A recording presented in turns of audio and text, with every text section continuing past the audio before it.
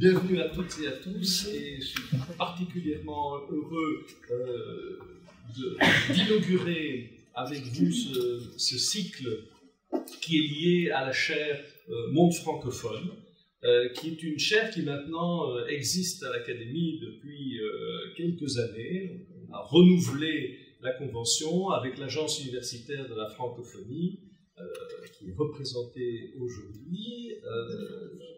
Céderai dans un instant la parole à son directeur adjoint de projet, mais qui est aussi particulièrement soutenu par la Fédération Wallonie-Bruxelles. Et donc, nous avons cette chaire qui voilà, nous permet chaque année et durant un an d'inviter en Fédération Wallonie-Bruxelles, à partir de l'académie, mais établie dans une université éventuellement, un ou une scientifique de domaines variés, des pays du Sud et francophones, pas nécessairement le pays francophone, mais au moins la personnalité invitée qui doit l'être, pour travailler en étroite collaboration avec des équipes de chercheurs francophones de la Fédération Wallonie-Bruxelles. En l'occurrence, pour le professeur Kachacha, l'accueil se fait par le laboratoire dirigé par le professeur Jean-Pierre Rasquin, qui est, je peux le dire tout à fait officiellement, puisqu'il a reçu ma lettre d'élection, qui est depuis quelques semaines élu membre de l'Académie royale de Belgique et de sa classe technologie et société, à laquelle est rattaché le professeur Kachacha, qui fera d'ailleurs également une communication en classe, hein, si j'ose dire, dans quelques semaines. Voilà, je suis particulièrement heureux de cette chaire qui permet d'échanger, d'aider nos confrères des pays du Sud, mais pas seulement, d'aider aussi des laboratoires universitaires de la Fédération Wallonie-Bruxelles qui ont énormément à apprendre de la pratique scientifique et de l'expérience de nos collègues, en l'occurrence ici du Congo, mais d'autres pays. Nous avons il y a 2 jours organisé une séance de dédicace avec notre précédent titulaire de la chaire Monde francophone, qui est Ella Wardi, professeur à l'université de Tunis et spécialiste des débuts de l'islam. Donc si jamais vous êtes intéressé aussi par les débuts de l'islam, je vous conseille son dernier livre que nous venons de publier à l'Académie royale de Belgique. C'est pour vous dire que ces chaires ne sont pas seulement des supports d'occupation de chercheurs, mais vraiment des constructions de liens très forts entre ceux que nous pouvons inviter de cette manière et tous les chercheurs et toutes les institutions de la Fédération Wallonie-Bruxelles. Voilà, je termine en soulignant que ceci est la première séance d'un cycle de plusieurs conférences, de 4 conférences, dont la prochaine, si je ne m'abuse, sera donnée demain, pas plus tard que demain, et puis dans une semaine, je pense, le 24 avril, et il y en a encore une autre, le 25 avril. Voilà, on les a regroupés pour que vous ne perdiez pas le fil de l'argumentation, et évidemment, je vous incite à suivre l'ensemble de ces conférences. Si jamais vous deviez en manquer une, nous enregistrons, nous podcastons, ce qui permet aussi de diffuser la bonne parole bien au-delà de cette salle Prigogine. Voilà, je vais céder maintenant la parole à mon collègue, qui est directeur adjoint à l'AUF, une AUF que je remercie encore de sa très efficace collaboration. Merci beaucoup. Merci à vous.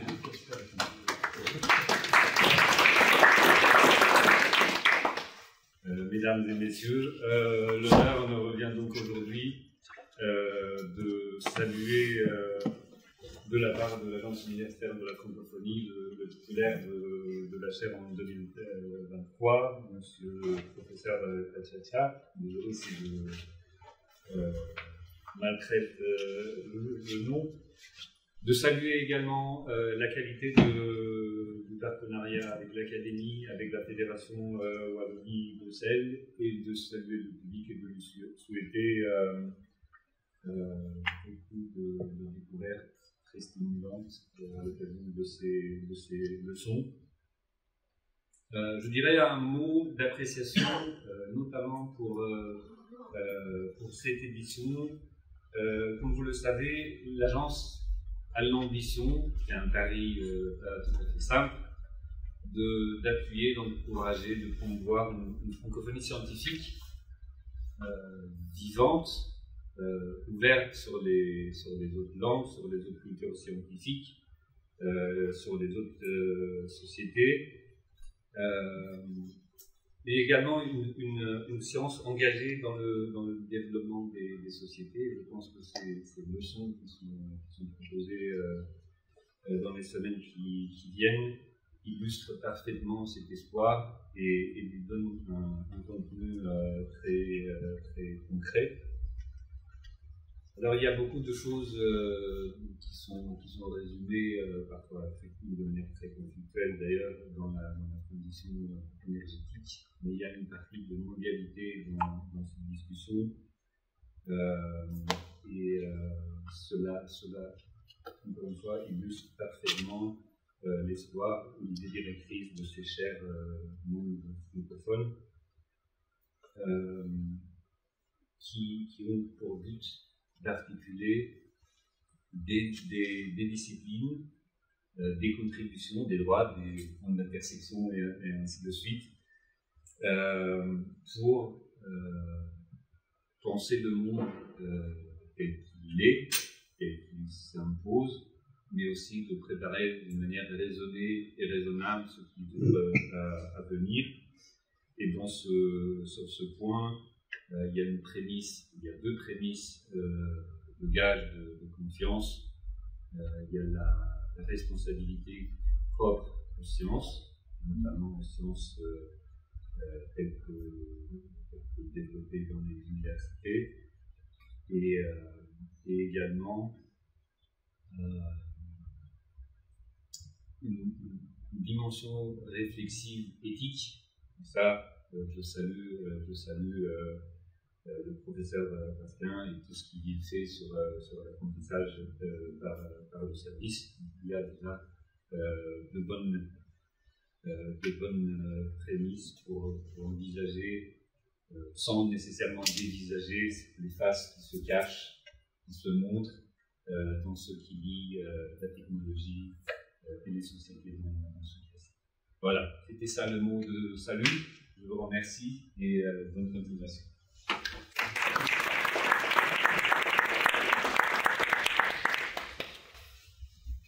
Bon après-midi à toutes et à tous. Donc, on m'a demandé d'introduire les deux speakers de ce soir. Donc, je suis Jean-Pierre Rasquin, professeur à l'École polytechnique de Louvain, collègue de professeur Hervé Jeanbart, de l'occasion d'entendre ce soir, et collègue aussi, ami de professeur Hervé Jeanbart. Et donc, que puis-je dire? C'est que ça fait maintenant depuis 5-6 ans que j'ai l'occasion de travailler avec le professeur Hadi dans le cadre d'un court projet Ingénu Sud. Et donc on a, depuis maintenant ces longues années, travaillé sur ce regard croisé. On apprécie énormément de prendre un sujet, quel qu'il soit, de société, avec un caractère technique, parce qu'on ne s'en refait pas, on est des ingénieurs. Donc on a d'abord cette porte d'entrée par rapport à un problème sociétal qui est technique. Et puis on regarde ça ensemble, et puis du nord, du sud, et puis on essaye d'aborder ça de manière la plus holistique possible, et de regarder ce qui se passe derrière la technique et comment la technique peut raisonner et s'insérer dans un environnement socio-économique donné.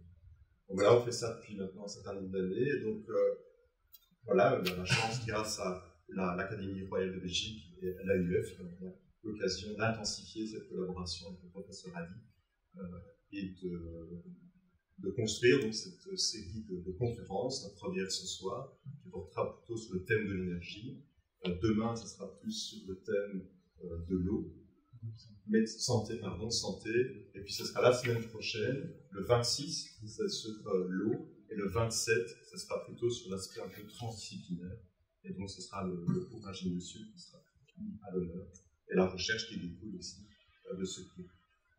Donc voilà, je vais te laisser la parole, Adi, pour donc, ce premier regard croisé dans le domaine de l'énergie. Donc tu vas prendre la parole dans un temps certain, et puis après, comme ça répète Jean-Marc, viendra compléter cet exposé par un regard plus d'une heure. Merci. Bonne écoute à tous.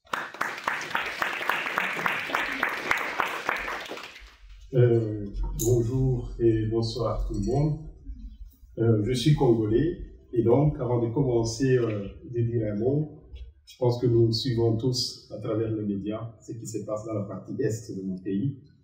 À chaque jour qui passe, il y a des morts, il y a des femmes qui sont violées, il y a des enfants qui meurent, il y a des pertes en vie humaine.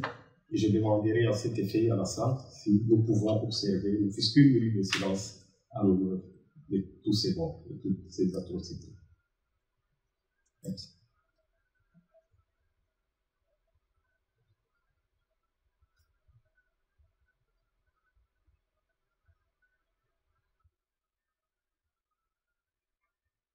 Merci. Aujourd'hui, nous allons commencer une série de conférences qui rentrent dans le cadre de mes activités ici en Belgique depuis le mois de novembre, quand je suis arrivé. Et comme Jean-Pierre venait de le dire, on va parler un peu des regards croisés. Et ici, j'ai mis, on a trois petits dessins, je peux les appeler ça comme ça, trois petits dessins. Le premier ici, c'est, vous avez par exemple une communauté quelconque, ou soit une personne quelconque, qui est là avec son identité, avec tout ce qu'il a, tout ce qu'il partage des mieux. Et là, vous avez une autre personne qui a une identité qui est tout à fait différente de la première, mais les deux se décident de se croiser. Et donc, on a un point d'intersection. Donc, qu'est-ce qui va se passer? Il y a, selon moi, il y a trois choses qui peuvent se passer. Si vous vous croisez entre deux ou trois personnes, quel que soit ce que nous avons comme relation dans notre vie, la première des choses, c'est qu'on ne profite rien de ce croisement-là, de cette intersection, et chacun repart tel qu'il était. Donc, vous avez juste échangé pendant un certain moment, et puis après, c'est fini, chacun est parti.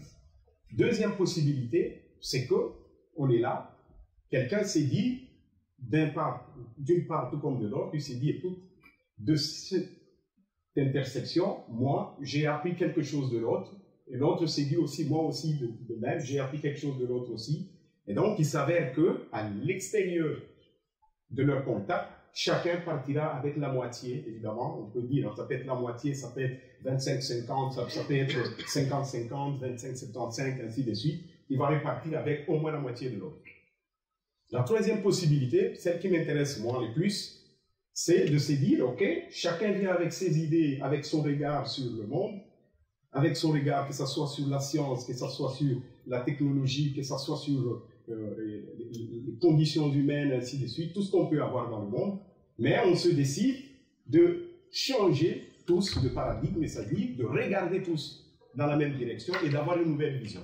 Et donc, en ce moment-là, on créerait cette condition ici, bien que, vous voyez très bien que j'ai laissé une petite ligne blanche, ça signifie qu'il existe toujours des petites différences parce qu'on ne sait pas toujours prendre voilà, le 100% de l'autre et tout ça, mais on s'est décidé au moins de reconstruire un avenir où on a un point commun, on a évidemment quelque chose qu'on est l'une de l'autre. Alors, on sait très bien que la technologie, souvent, c'est l'étude des outils et de tout ce qu'il y a comme technique, et ici, c'est une petite image qui illustre un peu la technologie en elle-même, et de l'autre côté, on a la société. La société, c'est quoi? Une société, c'est une mode de vie propre à un certain groupe, à une certaine communauté, et les gens se décident que nous avons les mêmes valeurs, et donc nous pouvons rester ensemble pour créer une société commune parce que nous partageons les mêmes valeurs. Et donc voilà, ici, des gens qui ont la même valeur, ils arrivent à rentrer dans le même wagon, et les autres sont restés à l'extérieur.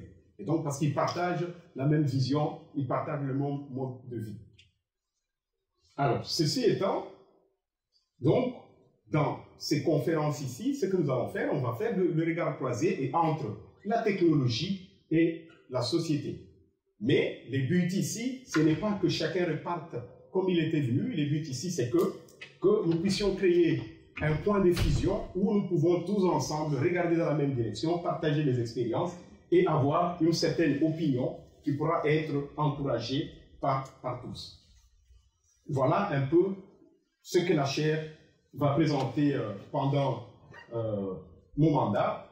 Et ceci, je vous présente les quelques orateurs qui vont animer certaines conférences. Nous avons le professeur Edi Yafita qui vient de l'université d'Hokkaido au Japon, qui est dans la salle. Il est là, je pense qu'il peut quand même s'élever comme ça, on peut le voir. Voilà.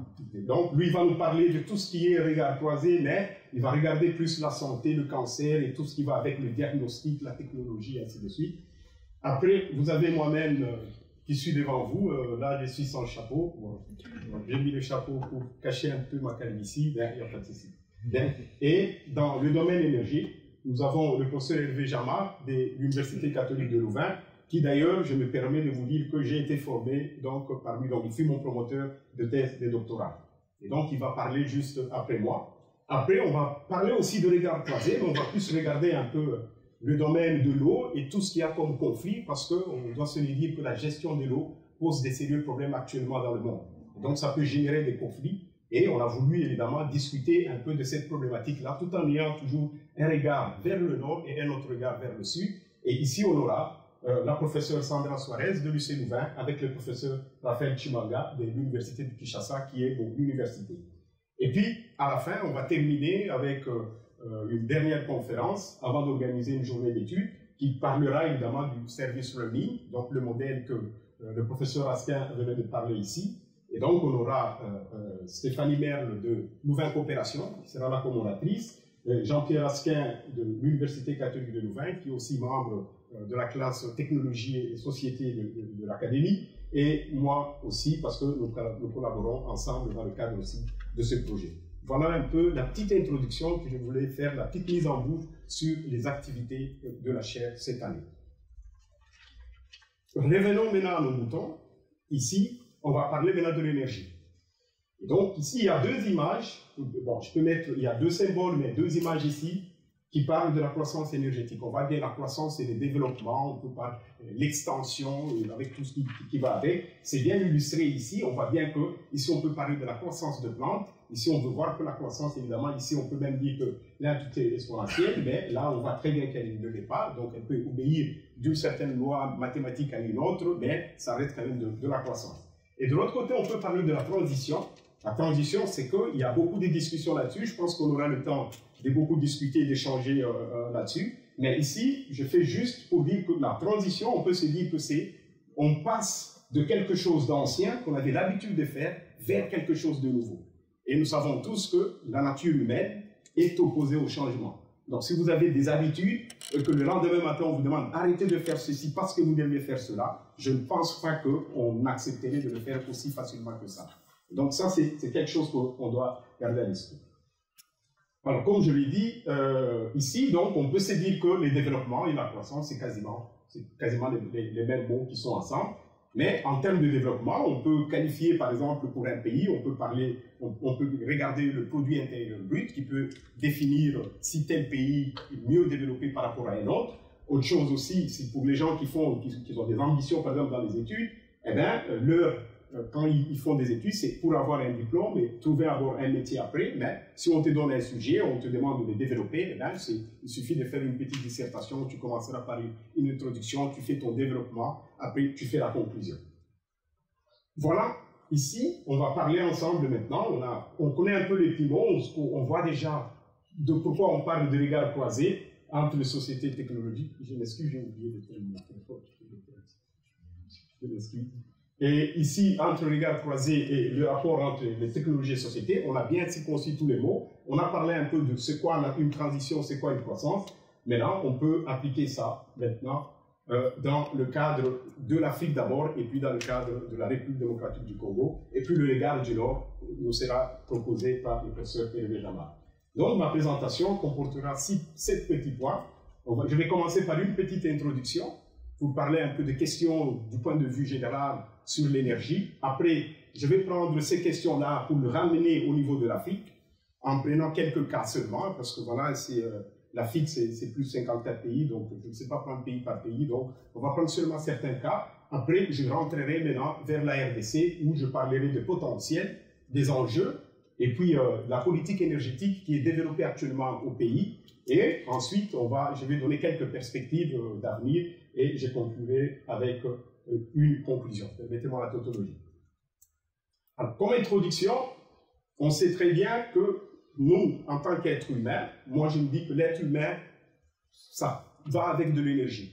Nous tous ici, pour arriver ici, nous savons tous qu'on a pris le transport. Même si vous aviez marché, c'est de l'énergie que vous aviez utilisée.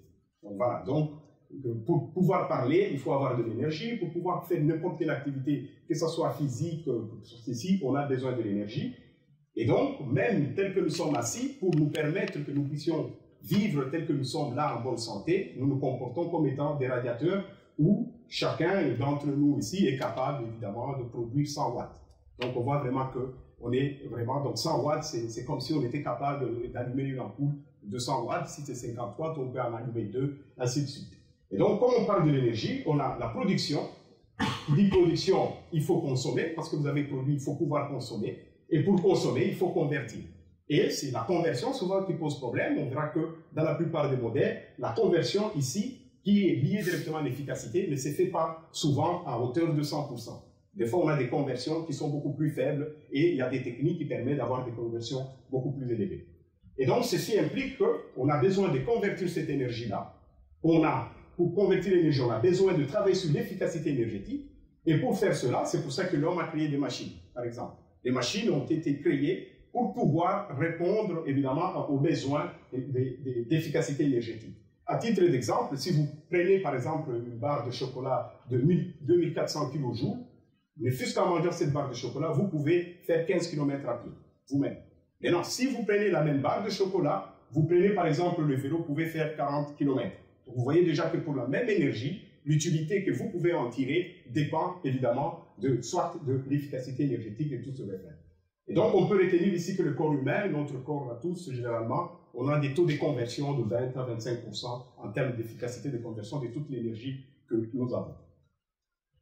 Quelques types d'énergie, on peut avoir de l'énergie thermique, chimique, nucléaire, électrique ou mécanique. On voit très bien que ici, pour passer d'une énergie à une autre, eh bien, il faut avoir la conversion. Ici, vous avez par exemple, ça c'est la conversion par exemple de l'énergie de l'eau qu'on peut convertir en électricité. Ici, c'est l'énergie du vent qu'on convertit. Et là, c'est l'énergie solaire qu'on peut convertir aussi à l'électricité. En d'autres termes aussi, on peut se dire que non, on peut utiliser de l'énergie pour pouvoir mesurer le développement. Pourquoi? Parce que les activités humaines, par exemple se loger, pour pouvoir avoir un logement, il y a l'implication de l'énergie parce qu'il y a des matériaux, il faut construire et tout ce qui va avec. Après, pour se nourrir, pour se déplacer, comme je l'avais si dit, le confort humain, par exemple, vous arrivez dans un bâtiment de 10 étages, vous n'allez pas prendre les escaliers, ça va vous prendre énormément de temps. Et donc, c'est comme ça qu'on a conçu, par exemple, des ascenseurs. Et donc, ça vous permet, évidemment, d'avoir un certain confort en tant qu'humain. Et puis, on peut avoir aussi une partie de la santé. Donc, on peut se dire que si nous voulons regarder la qualité de la vie humaine, on peut juste regarder les conditions dans lesquelles une communauté est capable d'utiliser ou d'exploiter son énergie. Parlons maintenant de l'Afrique. L'Afrique, souvent, je l'ai dit, quand j'ai fait ma thèse de doctorat ici en Belgique, et chaque fois quand j'ai discuté avec certains collègues, ils avaient l'impression que tous les Africains, tous sont venus comme si on était dans le même pays. Et ça, j'ai toujours eu ça en tête, et je me permets toujours de mettre un peu ce petit graphe ici pour pouvoir illustrer la complexité et la diversité qu'il existe sur ce continent. L'exemple ici, si je pars de l'Égypte jusqu'en Afrique du Sud ici, eh bien, je dois parcourir 6435 km à vol d'oiseau. Alors, si je quitte la Gambie, qui est là, je vais aller vers la Somalie, eh bien, je dois parcourir 6796 km. Et par contre, si je vais faire de l'Algérie à l'Afrique du Sud, je suis à 6894 km. Mais si je compare juste en termes d'ordre de grandeur d'un point donné d'Europe occidentale à un autre point, ça signifie si je quitte par exemple le Portugal, j'arrive jusqu'à Moscou, eh bien, je ne peux parcourir que 3768 km. Donc avec ça, ça illustre déjà que on a une Afrique qui est composée de divers pays et tout. Qu'à cela ne tienne, aujourd'hui, l'état actuel des choses, c'est que l'Afrique est composée actuellement de 1/5 de la population mondiale. Et si nous regardons en termes des émissions de gaz, des émissions par exemple du CO2, l'Afrique, mais toute l'Afrique entière, on n'est qu'à 3% des émissions. Donc normalement, si on vivait dans un monde équilibré, on pouvait se dire que comme c'est 1/5, eh bien, les Africains devaient avoir la part de 20%, mais ce n'est pas le cas. Donc l'Afrique aujourd'hui, c'est que 3% d'émissions. Et ceci, on parle de changement climatique, ça c'est à l'échelle globalisante, à l'échelle mondiale, mais ces changements climatiques-là, c'est plus l'Afrique qui présente de grandes vulnérabilités. Et donc ça, c'est quelque chose qu'on peut avoir déjà. Alors, je donne quelques exemples de la consommation, par exemple, d'énergie en Afrique. Je prends quelques pays qui sont là. On a la première puissance économique de l'Afrique, qui est l'Afrique du Sud. C'est le premier pays qui consomme plus d'énergie par habitant. Après, nous avons le Gabon. Donc, le Gabon qui est un pays de l'Afrique francophone, de l'Afrique centrale, où la quantité d'énergie consommée par habitant est beaucoup plus élevée. On a le Botswana, on peut avoir la Mauritanie. Et bien ici, on n'a pas mis tous les pays. Et vous voyez, mon pays, il est là. La RDC est là, avec 387 et sous. On est beaucoup plus loin que l'Afrique du Sud. Bien. On va voir un peu ces implications-là après. Et donc ici, ça c'est un graphe qui a été proposé par l'AUEA qui permet de prononcer des politiques, évidemment, pour pouvoir étudier la croissance ou l'utilisation des énergies ou la variabilité dans l'utilisation de l'énergie avec le PIB, et qu'ils se sont rendus compte que le cas le mieux idéal pour l'Afrique, pour avoir un PIB qui serait au-delà de 16 milliards de dollars, eh bien, il faudrait diversifier son énergie en produisant, par exemple, une partie de l'énergie qui proviendrait du charbon, une partie du pétrole, on a le gaz qui est là, l'hydraulique, le solaire, et on voit par exemple ici, quand nous regardons, nous sommes en 2018, il y a des formes d'énergie qui n'étaient pas encore suffisamment exploitées en Afrique. À l'époque, si vous regardez bien, on voit que c'est le bois qui constitue la première matière qui est consommée en Afrique, et on va voir un peu les implications de ceci par la suite. Alors, regardons un peu la carte de l'Afrique en parlant de la puissance propre, donc le taux d'accès à la puissance propre. Là, j'ai mis les quelques pays. On a le Nigeria, qui est le pays le plus peuplé d'Afrique, avec 213 millions d'habitants. Et donc, sur les 213 millions d'habitants, 178 millions n'ont pas accès à la puissance propre. Donc, comme ça, on a au moins des ordres de grandeur. Et quand je prends, par exemple, la République démocratique du Congo, on voit bien qu'on est là. Sur 95,8 millions d'habitants, eh bien, on a 81 millions qui n'ont pas accès à la puissance propre. Et donc, ça, ce sont quand même des chiffres qui doivent parler et sur lesquels on doit travailler.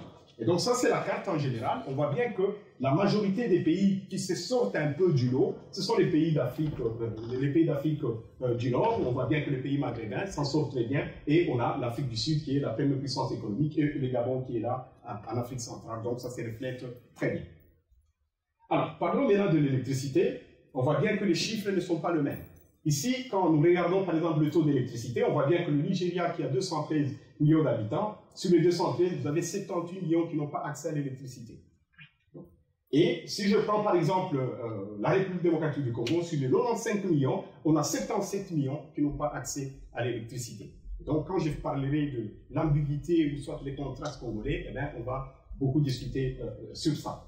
Par exemple, le Kenya, c'est un bon exemple parce que le Kenya fait partie des pays africains qui ont eu une croissance beaucoup plus importante en termes d'investissement en énergie, mais malgré que le Kenya a réussi à avoir une croissance, eh bien, on se rend compte qu'au Kenya, sur 53 millions, eh bien, il y a 13 millions jusque-là qui n'ont pas encore accès à l'électricité.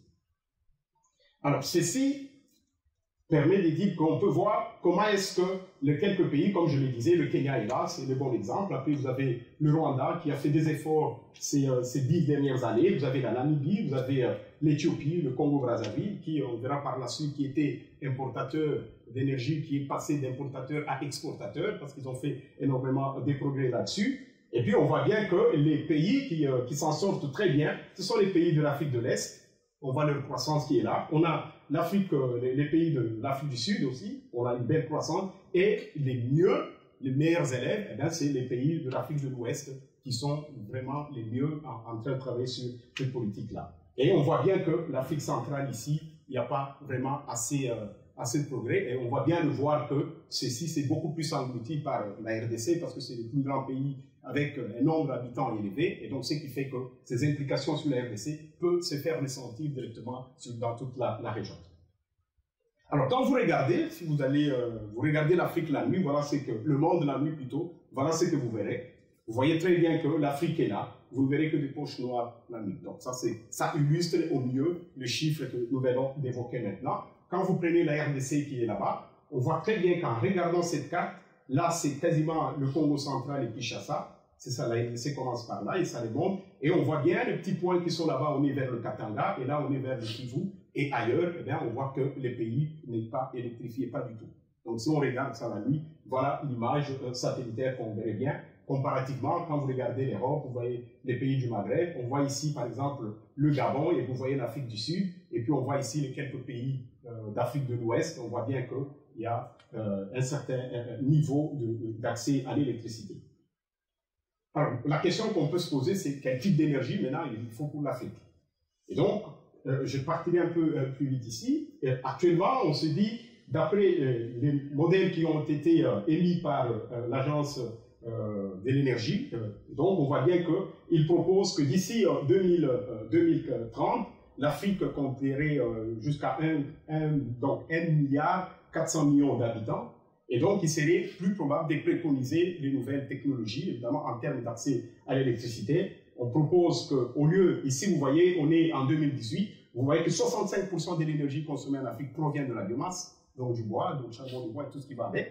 Et donc, la politique voudrait de réduire à 50% pour aller, donc réduire la consommation du bois jusqu'à 50% et puis pour pouvoir ramener ça jusqu'à 0. Donc, c'est ça l'idéal. Donc, pour ramener à 0, il faut pouvoir substituer le bois par une autre forme d'énergie. Et pour pouvoir substituer le bois, on a préconisé d'utiliser beaucoup plus le gaz de pétrole liquéfié en termes de 37%, d'utiliser les foyers de cuisson propres. Donc, ça signifie améliorer la qualité de la cuisson, ainsi de suite. Et puis après, l'autre partie de l'énergie proviendrait des énergies propres. On peut parler des solaires, on peut parler de l'énergie hydraulique, ainsi de suite. Voyons, on a fini un peu une idée sur l'Afrique. Rentrons maintenant en RDC, descendons à Kinshasa. Voilà la République démocratique du Congo, elle est là. Ici, c'est une carte qui a été évidemment faite par la francophonie. On voit bien, on prend la RDC qui est le plus grand pays de la francophonie. On essaie de comparer avec l'Europe occidentale. On voit très bien que la RDC prend énormément une partie de l'Europe occidentale. Et donc, avec sa superficie de 2 354 310 km², la RDC contient 60% des réserves du bassin du Congo. Le bassin du Congo, c'est un bassin on parle de Congo vert, où on a plusieurs pays, 6 pays, il y a le Congo-Brazzaville, le Cameroun, et ainsi de suite. Et donc, en Afrique, la RDC, maintenant, c'est le deuxième plus grand pays d'Afrique. Avant, c'était le troisième, mais comme le Soudan a été scindé en deux, il y a le Soudan et le Soudan du Sud, et donc la RDC est passée à la deuxième position, derrière l'Algérie. Et la RDC a ce que je vais présenter par après, qu'on appelle le majestueux, donc c'est son fleuve Congo.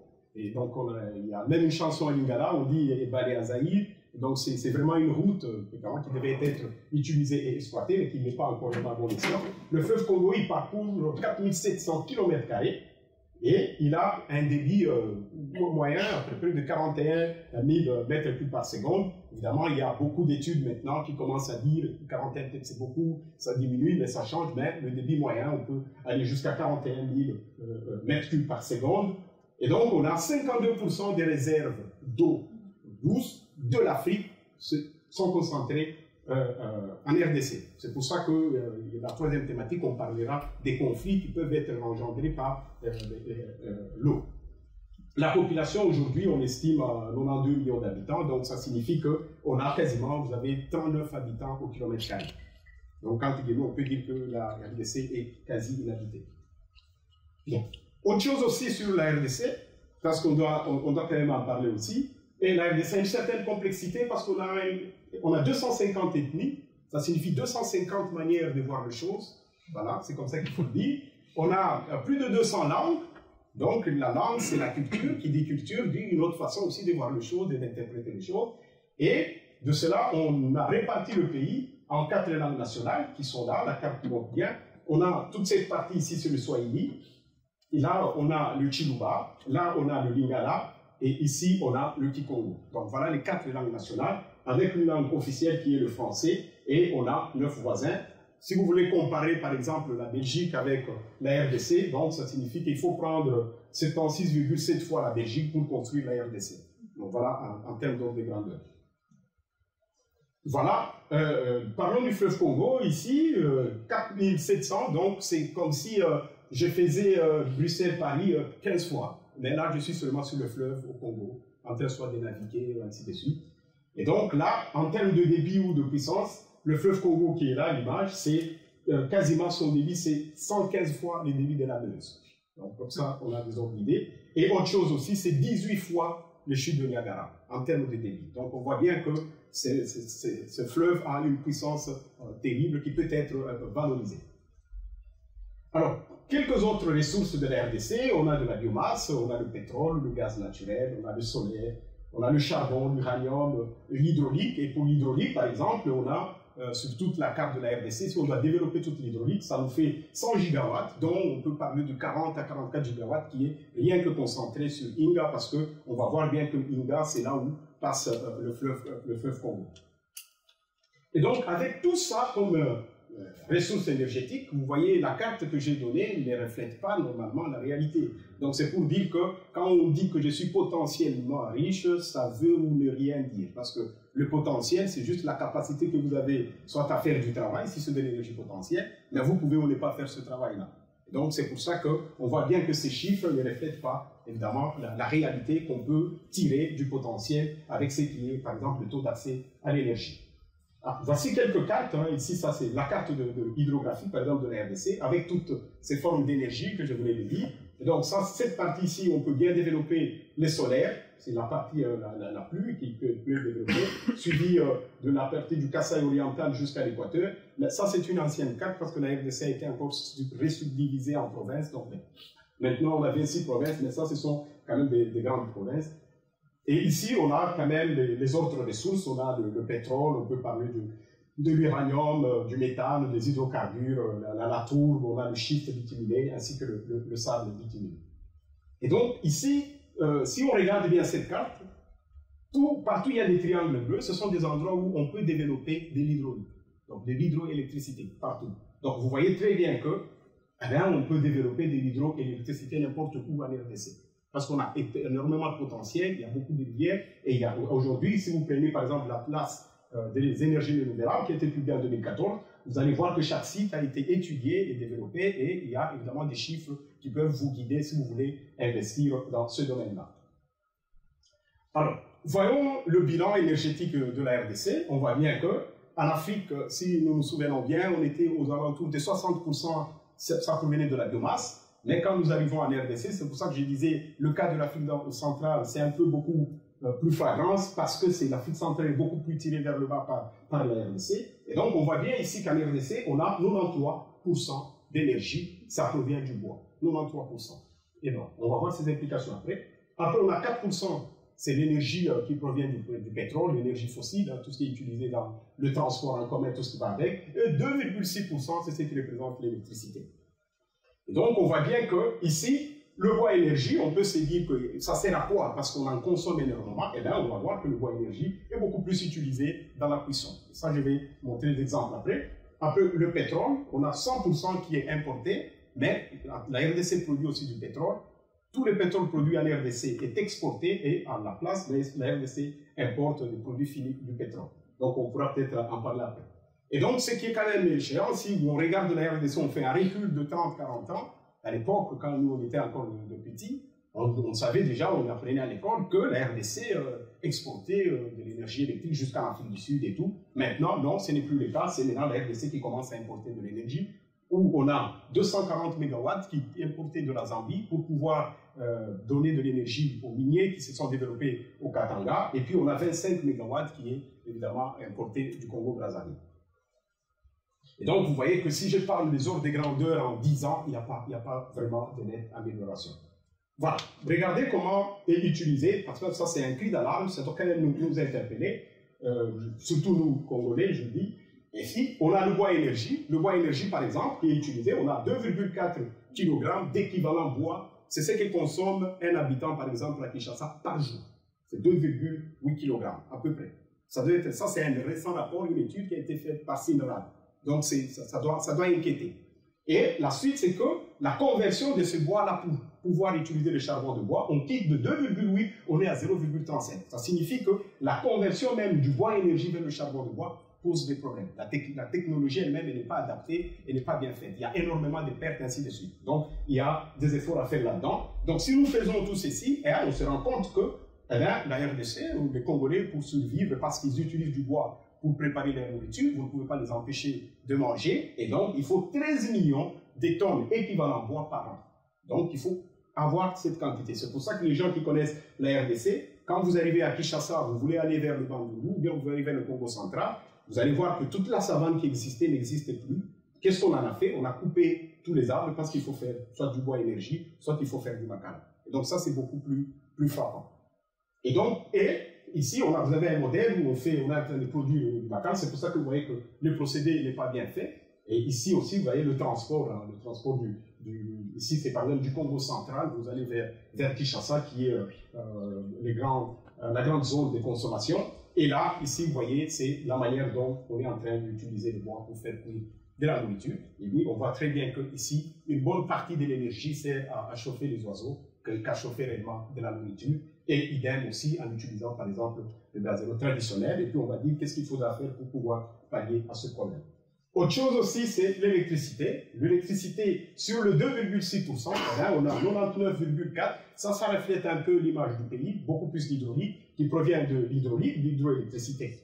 Le solaire, c'est 0,3%, et la biomasse, c'est 0,2%.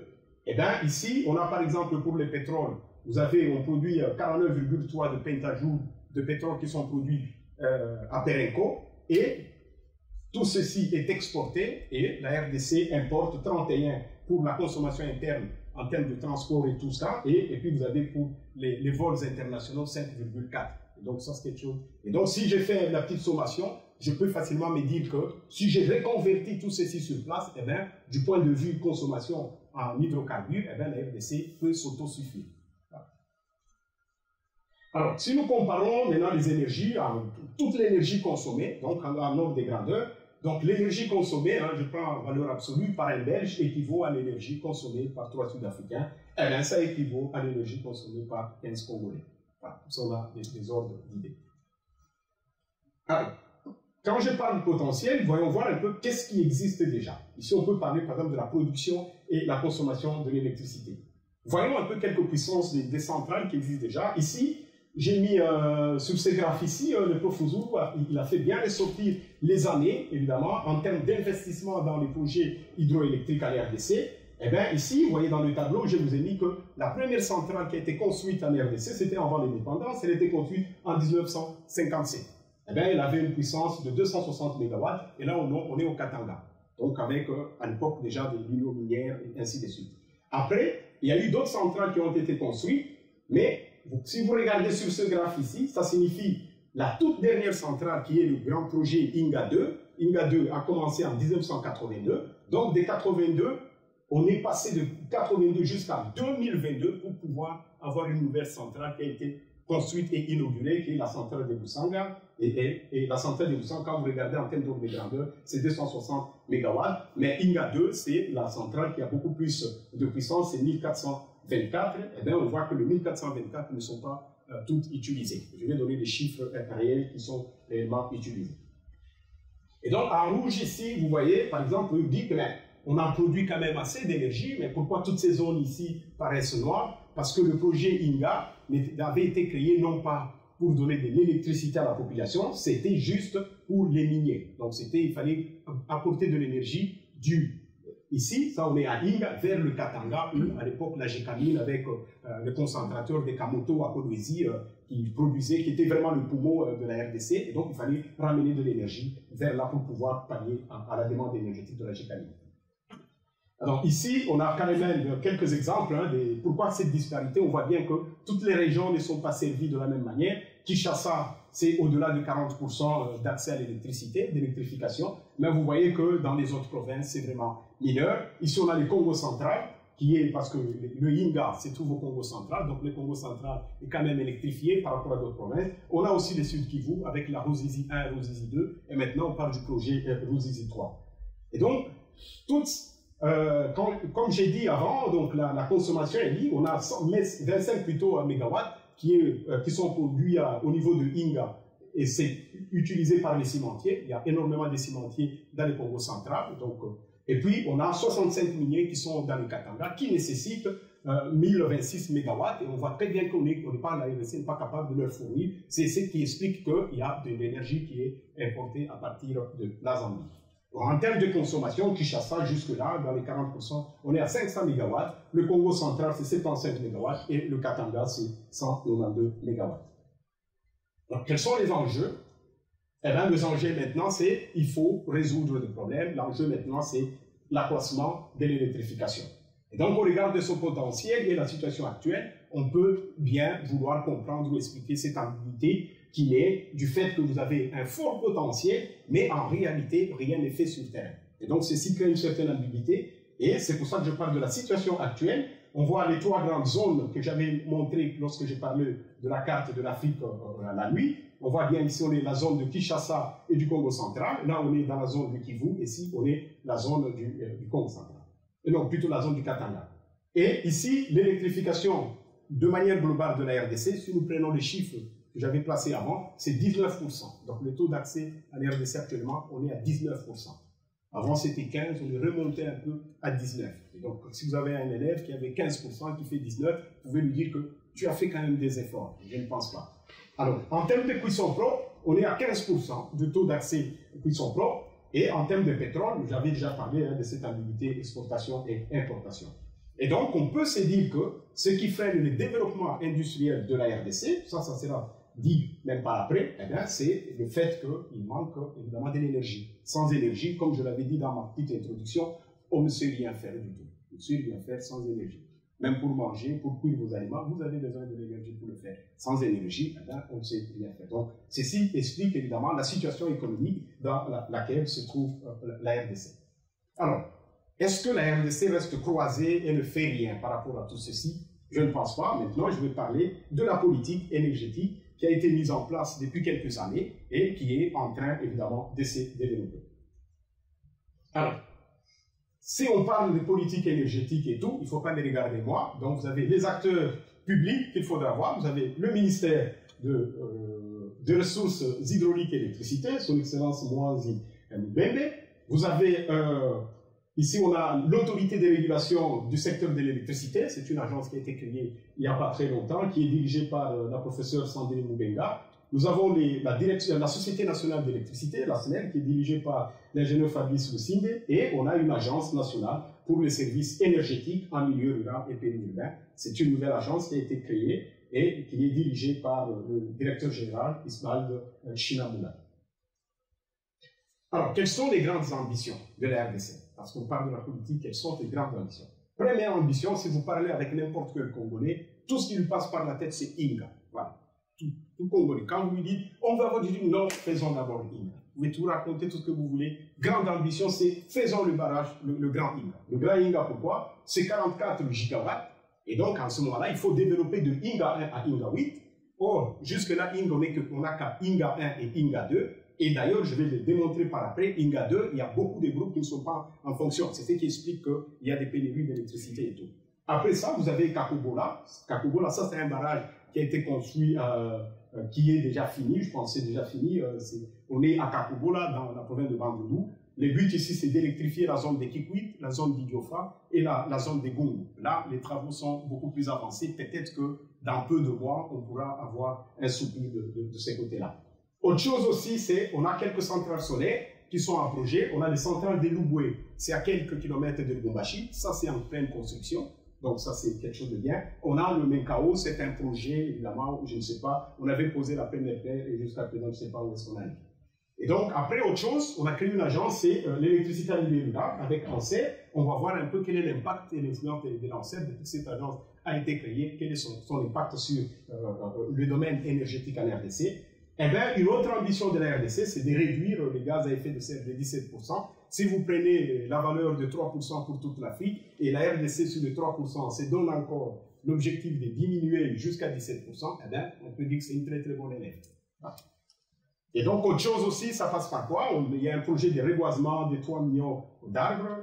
Il y a un projet déjà, par exemple, qui est en cours, hein, qui est chapeauté par la société Colruyt, qui est en train de reboiser une bonne partie de la province de Bandundu.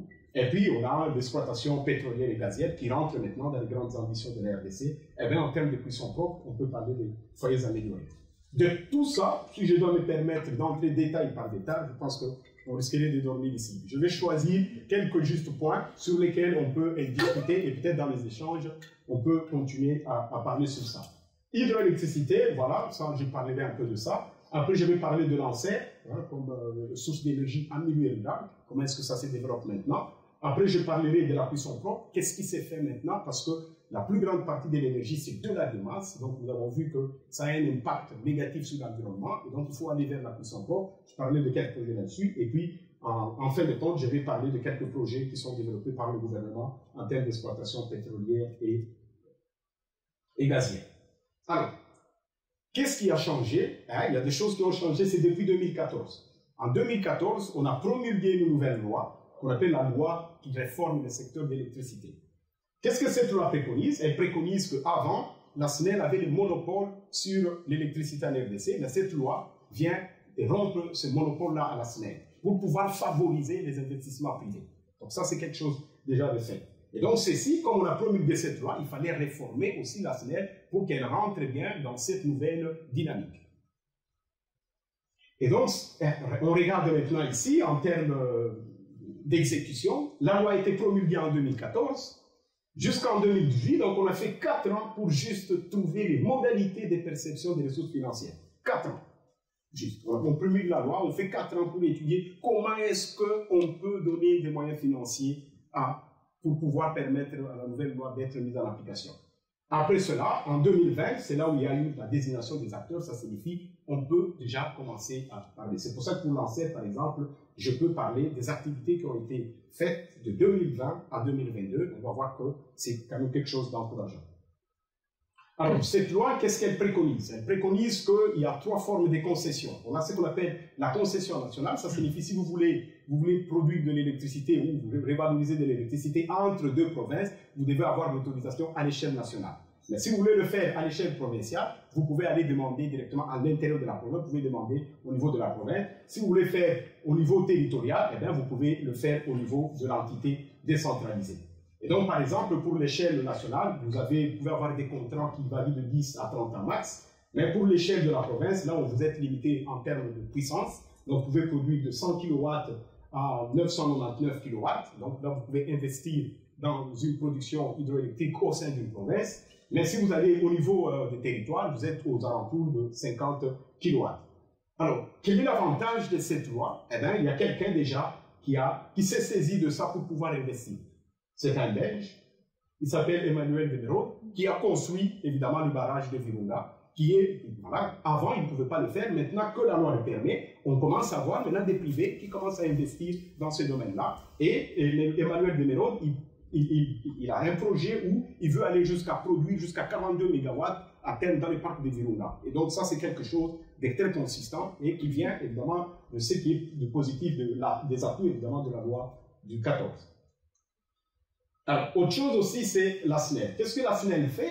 La SNEL a pour puissance installée, c'est 2400 MW. Ça, c'est la puissance installée de la SNEL. Mais sous la puissance de 2400 MW, la SNEL n'utilise que 1281 MW. Donc, vous voyez, vous comprenez maintenant pourquoi est-ce que, même si on parle de Inga 1, Inga 2, on parle avec les autres barrages, pourquoi est-ce que la disponibilité n'y est pas? Et donc, en d'autres termes, ça signifie, la SNEL a fait une politique où elle estime que d'ici 2050, qu'elle arrive à 90% d'électrification. Ça, c'est la politique de la SNEL. Donc, on est vraiment en 2050. Donc, on peut parler de 25 à 27 ans.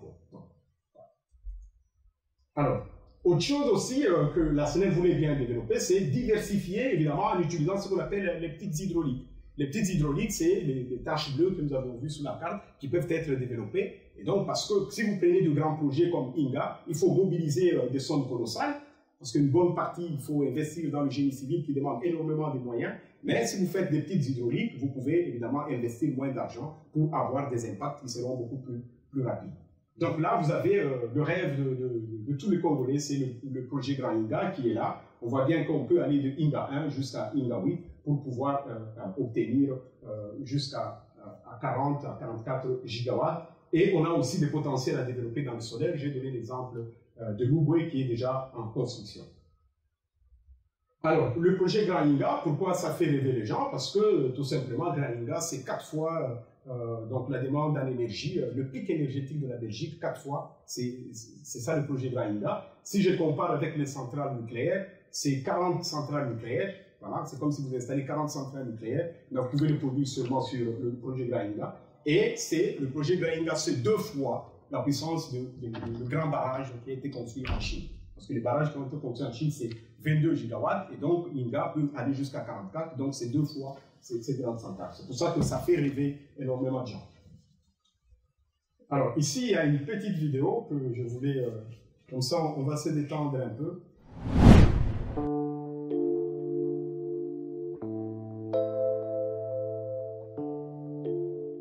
The Grand Inga Dam project, touted as having the potential to supply green electricity to most of Africa, have received a fresh boost after Australian mining company Fortescue Metals Group confirmed its alliance with the Democratic Republic of the Congo to invest in the development of the world's largest hydroelectric project in Africa. The Grand Inga Dam project is a proposed series of 8 hydroelectric power stations near the Inga Falls in the Democratic Republic of the Congo.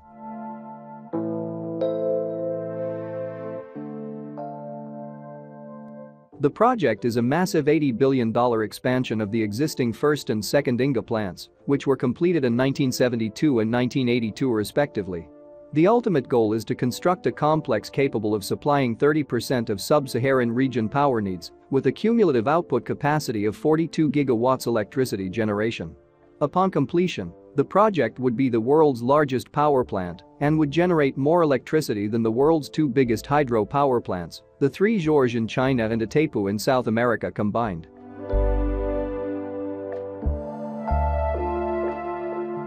The Inga 3 dam will be crafted on the world's largest waterfall by volume, Inga Falls, located approximately 50 kilometers upstream of the Congo River's mouth.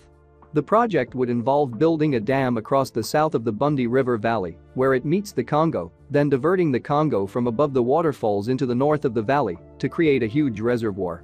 It is anticipated that the vertical drop, the volume and velocity of water flow at this site, can support a series of hydroelectric power stations, each with generation capacity ranging from 4 to 8 gigawatts for a total of 40 gigawatts for the whole complex.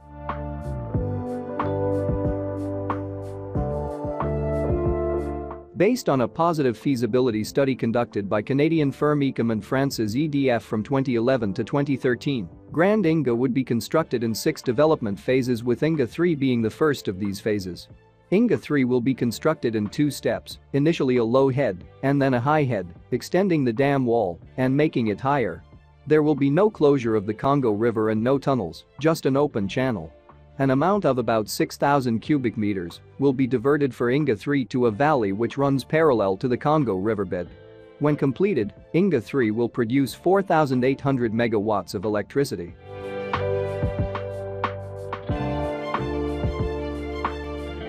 Further stages will necessitate the flooding of the Bundi Valley to form a 22,000 hectares reservoir and drowning of the Inga 3 channel. The latest design approach allows the development of Grand Inga to have independent phases that can be operated by different operators. In 2018, a Chinese consortium led by China 3 Georges Corporation and a Spanish consortium spearheaded by AE Power struck a deal with the Congolese government to build the third dam known as Inga 3. But construction on the Inga 3 project is yet to break ground due to financial viability concerns, as reported by several media houses. However, the Democratic Republic of the Congo currently announced liaising with the Australian mining giants, Fortescue Metals Group, to start construction on the project's first expansion, known as the 4,800 megawatts Inga 3 Bass Chute and Haute Chute components. Also, Inga 4-8 could eventually be included in the project.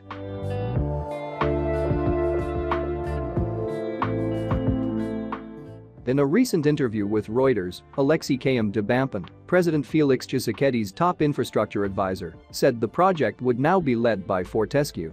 According to him, Fortescue will be the sole operator for the entire Grand Inga 3-8. However, the Chinese and others are welcome to join Fortescue. In another development, Fortescue chairman Andrew Forrest met Congo President Felix Tshisekedi recently to discuss the project. According to Australia's richest man, Fortescue would use the energy from Inga to produce hydrogen to export around the world. He also confirmed that the capital cost of the project will be many tens of billions of dollars, and direct and indirect employment will be in the hundreds of thousands.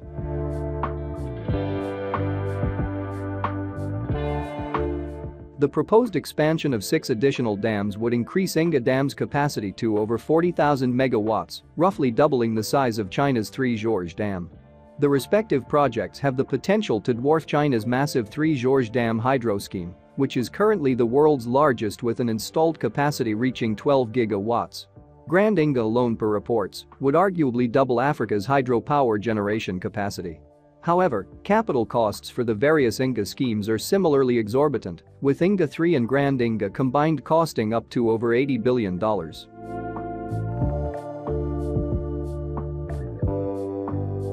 Development planners have hoped for privileges to design the various Inga hydropower projects for decades. However, because of their sheer size and the complexities of the politics involved, their progression and ultimate delivery require not only foresight, but also unwavering persistence. While $80 billion is a large sum of money given Inga's potential impact, its estimated context of $50 trillion total bill for the energy transition may be considered good value.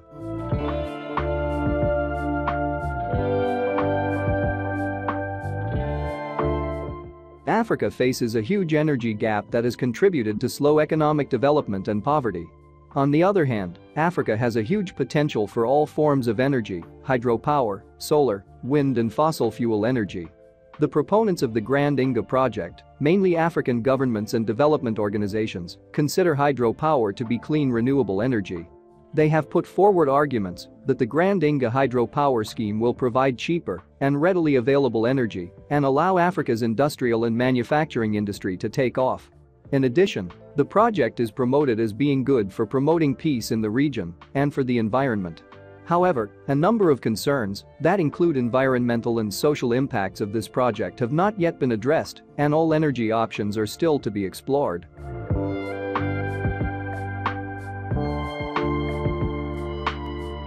Critics claim the Grand Inga Dam has had, and will continue to have, a number of negative consequences. Many people who have been physically displaced as a result of the construction of the first and second Inga plants have yet to be compensated accordingly for their losses. There are even more concern that the Inga 3's proposed design would result in more and more people being displaced once completed.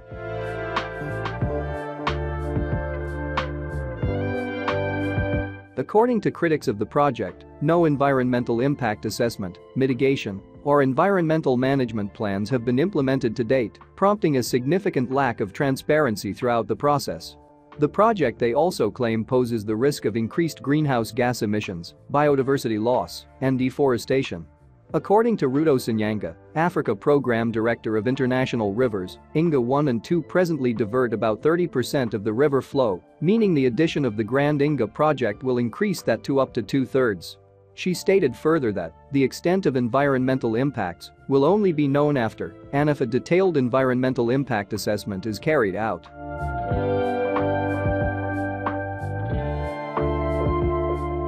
With all the concerns and critics, Africa produces a very low amount of electric energy per capita compared to other regions of the world. Projects such as the Grand Inga Dam, which can generate over 42 gigawatts, can help solve Africa's electricity shortage. According to publications by EDF, American Energy Agency and the World Bank, Africa's annual energy need due to rapid growth is estimated around 120 gigawatts. In face of this, the Grand Inga Dam project, when fully developed, has the potential to meet 40% of the energy supply need of the continent.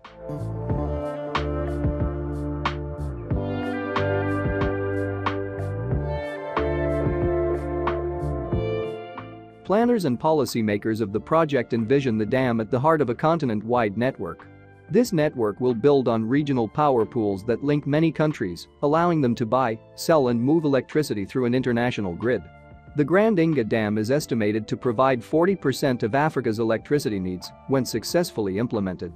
The project will contribute immensely to the energy security of the Democratic Republic of the Congo and the continent as a whole, and also contribute greatly to rural electrification and regional economic cooperation.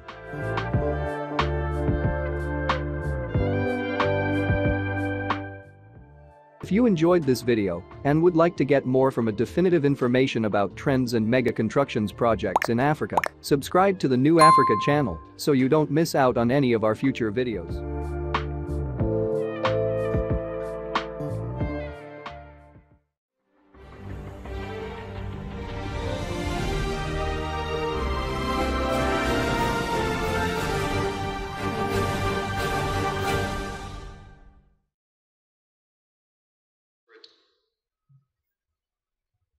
Donc voilà, et donc ça c'est, on voit un peu pourquoi est-ce que le projet Grand Inga. Donc pour résumer un peu, Fortescue veut faire quoi? Il veut produire, développer Inga jusqu'à 6, 7, 8 et récupérer la moitié, donc à peu près 20 gigas, ramener ça vers Banana et à partir de Banana produire de l'hydrogène vert pour pouvoir revendre ça en Europe. Voilà, c'est ça un peu le projet de Fortescue. Et donc parlons un peu de Lancer qui est quelque chose qui a été mis au point depuis 2020. Donc, Lancer a pour but, c'est de travailler sur l'électrification en milieu rural et en milieu périurbain. Et donc, le taux d'électrification avant le lancement de Lancer, là je parle en milieu rural et périurbain, était de 1%. Et donc, Lancer s'est donné comme objectif d'arriver à 30% en 2025 et 50% en 2030, en milieu périurbain. Et puis, un accès universel en 2045, au moment où la SNEL veut aller jusqu'à 90% en 2050, mais Lancer veut aller jusqu'à l'accès universel en 2045. Donc Lancer fonctionne, c'est une agence qui fonctionne, qui est coordonnée par la présidence de la République, mais qui fonctionne en appui avec d'autres institutions. On a le PNUD, l'USAID, on a la Banque mondiale aussi. Alors, depuis sa mise au point, Lancer a lancé 270 projets directement. Donc on voit vraiment que ce sont des gens qui sont de grandes ambitions. Alors, qu'est-ce qu'ils veulent? Ils veulent construire 42 centrales hydroélectriques, des mini-centrales, ainsi de suite, mini-réseaux, pour pouvoir donner la puissance totale. Ils veulent aller jusqu'à 83 770 kW. Ils veulent construire des centrales solaires, 202. Leur but, c'est il faut décentraliser l'énergie. Il faut produire l'énergie localement et l'utiliser localement. Après, il faudra réhabiliter ou créer une extension des centrales hydroélectriques qui existent, ou bien soit aussi étudier des phénomènes ou des principes de soutirage d'électricité. Donc ça fait 270 projets avec leur fonds qu'ils ont appelé le fonds WINDA, WINDA qui signifie la lumière en lingala. Voici quelques résultats, donc de 2020 à 2022. On voit bien qu'ici, ils ont déjà réussi à alimenter dans les zones rurales 33 hôpitaux, écoles qui sont électrifiés. Ils ont réussi jusque-là à installer 200 kW en termes de mini-centrales solaires. Et donc là, c'est par exemple, on est à Idiofa, dans le Bandundu, où ils ont électrifié juste les artères principaux et sous pour permettre aux gens d'avoir de lumière la nuit. Ça aide beaucoup, surtout les élèves qui peuvent, au coin de sa maison, pouvoir étudier la nuit, même si dans la maison, il n'y a pas d'électricité. Et donc, comme ils se lancent dans ceci, qui dit énergie, on peut parler aussi de l'eau. Et donc, ils font aussi des efforts sur, par exemple, l'eau. On voit, par exemple, ici, ils ont installé, par exemple, des points d'eau à Matsimanimba, on est toujours dans la province de Bandundu. Ils ont aussi d'autres projets. Pourquoi? Qu'est-ce qu'ils ont fait? Ils ont pris la RDC, ils l'ont subdivisé en 6 zones. Et chaque zone, ils ont des équipes qui travaillent là-dessus. Donc, ça permet d'avoir des résultats beaucoup plus visibles parce que l'impact est sectoriel. Alors après, en CED, parlons un peu, parce qu'on consomme plus de 90%, donc il faut parler de la cuisson propre. Ça, c'est ce qu'on fait actuellement, la majorité. Majoritairement, quand vous allez dans les grandes villes, même à Kinshasa, c'est comme ça que les gens cuisinent, on appelle ça les mbaboula. Donc, mais comme je l'avais dit avant, donc vous voyez très bien qu'avec ce système ici, une bonne partie de l'énergie ne sert rien, ne sert même pas à faire cuire les aliments, parce qu'on en perd énormément, les efficacités c'est inférieur à 15%, c'est des 10, des fois même à 12%. Et là, ici, on a développé, ça par exemple, c'est un petit projet dans lequel je travaillais. Ici, on est en train d'étudier un foyer de cuisson amélioré. Ici, on le fait comme les gens le font au village, ça signifie en utilisant les bois de chauffe. Et de l'autre côté, on a utilisé maintenant le charbon de bois qui est utilisé. Mais l'avantage ici, c'est qu'on a produit le charbon de bois qu'on appelle le charbon de bois bio à partir de la sciure de bois. Parce que la sciure de bois, jusque-là, elle n'est pas utilisée. Ce qu'on a fait, il y a des entrepreneurs qui sont mis ensemble. Ils ont réussi à convertir la sciure de bois en charbon de bois sous forme de briquettes. Et ces briquettes sont utilisées dans les foyers améliorés. Donc, on voit très bien qu'avec ça, on peut résoudre, il y aura beaucoup de bénéfices du point de vue social, économique et même du point de vue environnemental. Parce que cuisiner dans ces conditions que j'avais mises avant, il y a des émanations gazeuses et tout. Donc, il y a des endroits, quand vous arrivez, la personne qui vous dit « je vais faire pour vous à manger », si elle sort de la cuisine, vous avez pitié parce qu'elle est en train de tousser, il y a des larmes qui coulent de partout. Parce que la cuisine est enfermée, il y a de la fumée et tout, donc c'est pas propre à la santé. Autre chose aussi, quelques ambitions, c'est le pétrole ainsi que ses dérivés. La RDC comporte actuellement 27 blocs pétroliers et 3 blocs gaziers.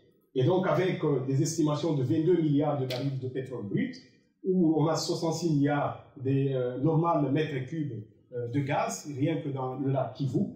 Et donc, actuellement, la RDC a passé, a fait des appels d'offres sur 16 blocs pétroliers. On est parti de 27 à 16 parce qu'il y a eu Greenpeace, les défenseurs de l'environnement qui sont passés là-dedans pour faire un peu la pression au gouvernement. On est passé de 27 à 16. Mais pour les 3 blocs pétroliers, on a déjà des entreprises qui ont déjà souscrit, qui ont déjà gagné 2 marchés. Donc, on en a le bloc Makelele qui a été pris par Senvion Power and Red. On a le bloc de Idjwi qui est pris par Wind Exploration and Production. Et puis, on a le Fadjili qui a pris le bloc de Luanjofu. Alors, à l'état actuel, qu'est-ce qui a déjà été fait? Eh bien, on a les miniers. Surtout avec le contrat chinois, les miniers, ils sont venus, ils veulent produire des minéraux, mais il n'y a pas d'énergie. Et donc, qu'est-ce qu'ils ont fait? Ils se sont décidés, ils ont créé un consortium où ils ont dit à la SNEL, écoutez, nous, on met $1 milliard pour pouvoir, on va retravailler ou soit remettre en service les centrales qui existent déjà. Comme ça, nous sommes le premier bénéficiaire de cette énergie-là. Donc, ce qui fait que, jusque-là, c'est $1 milliard, évidemment, de dollars qui a été mis à la SNEL, en termes de prêts. Le groupe Glencore en a mis 400 millions, Ivanhoe 300 millions, et puis TFM, donc Tekefunguru Mining, c'était 300 millions.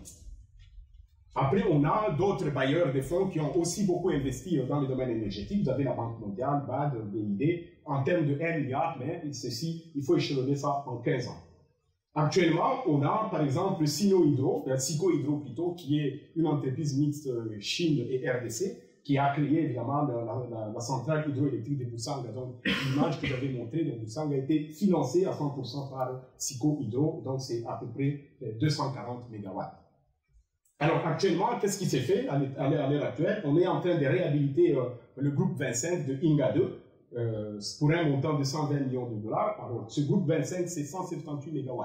Donc, s'il termine, normalement, on espère bien qu'il pourra terminer en 2024. Donc, on aurait un ajout de 178 MW. Alors, pour voir un peu l'énergie avec le développement, ici je vais passer un peu plus rapidement.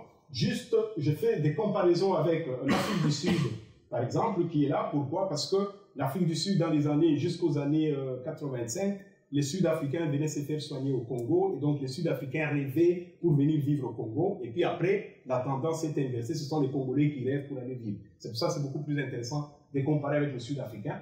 Par exemple, pour eux, si nous devons avoir le même niveau, par exemple, des consommations énergétiques, il faut multiplier la consommation qu'on a actuellement, il faut la multiplier par 9. Donc vous voyez qu'il faut énormément d'efforts.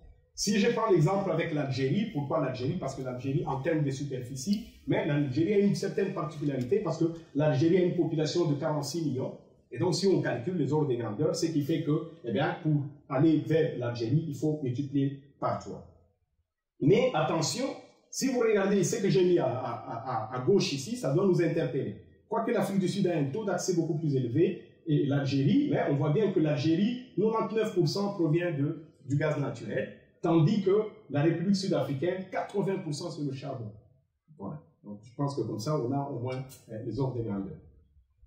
Alors, ici, je compare la consommation de l'énergie avec le PIB, par exemple. Ici, j'ai pris on a par exemple la République démocratique du Congo qui est là, avec la République sud-africaine.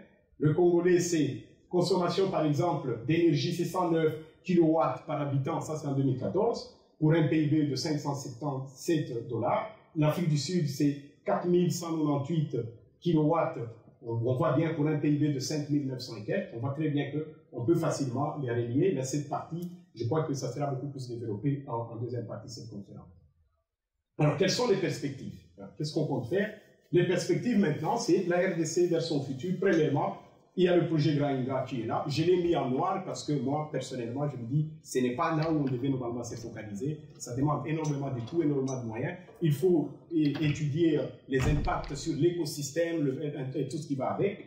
Il y a par exemple les investissements privés, on ne sait pas contrôler, donc on a Virunga, on a Goma, on a Mikalaï, où il y a eu des investissements privés. Il y a l'hydrogène vert, ça c'est le projet Grainga avec le groupe Fortescue.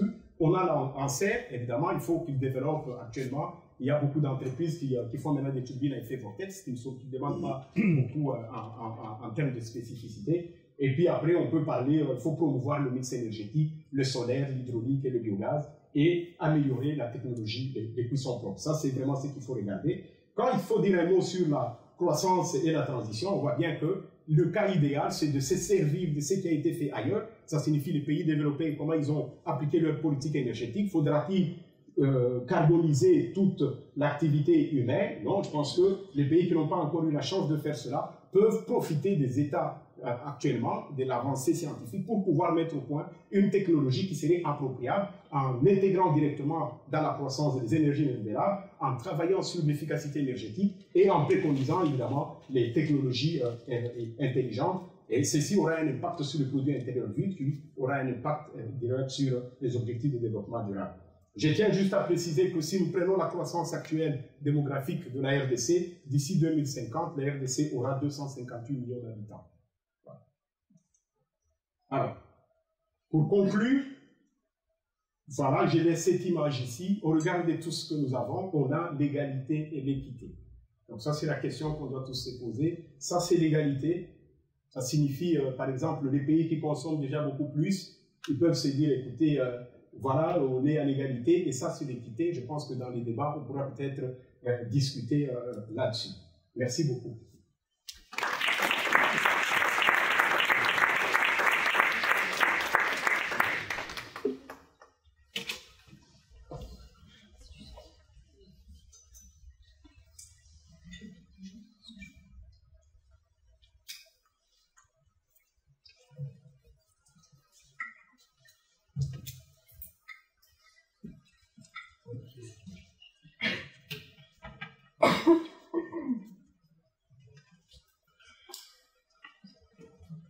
Vous avez encore un peu d'énergie. Il fait excessivement chaud. Donc on va réfléchir parce que sinon on amuse plutôt. J'ai les 100 watts chacun pour les 100. Oui. Allez-y.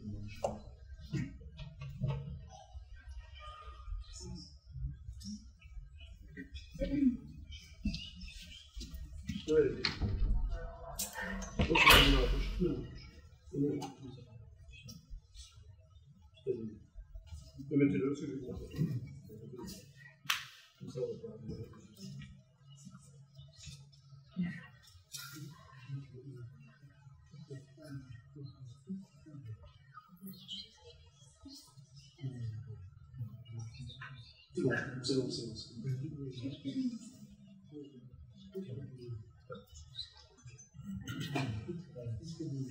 Voilà.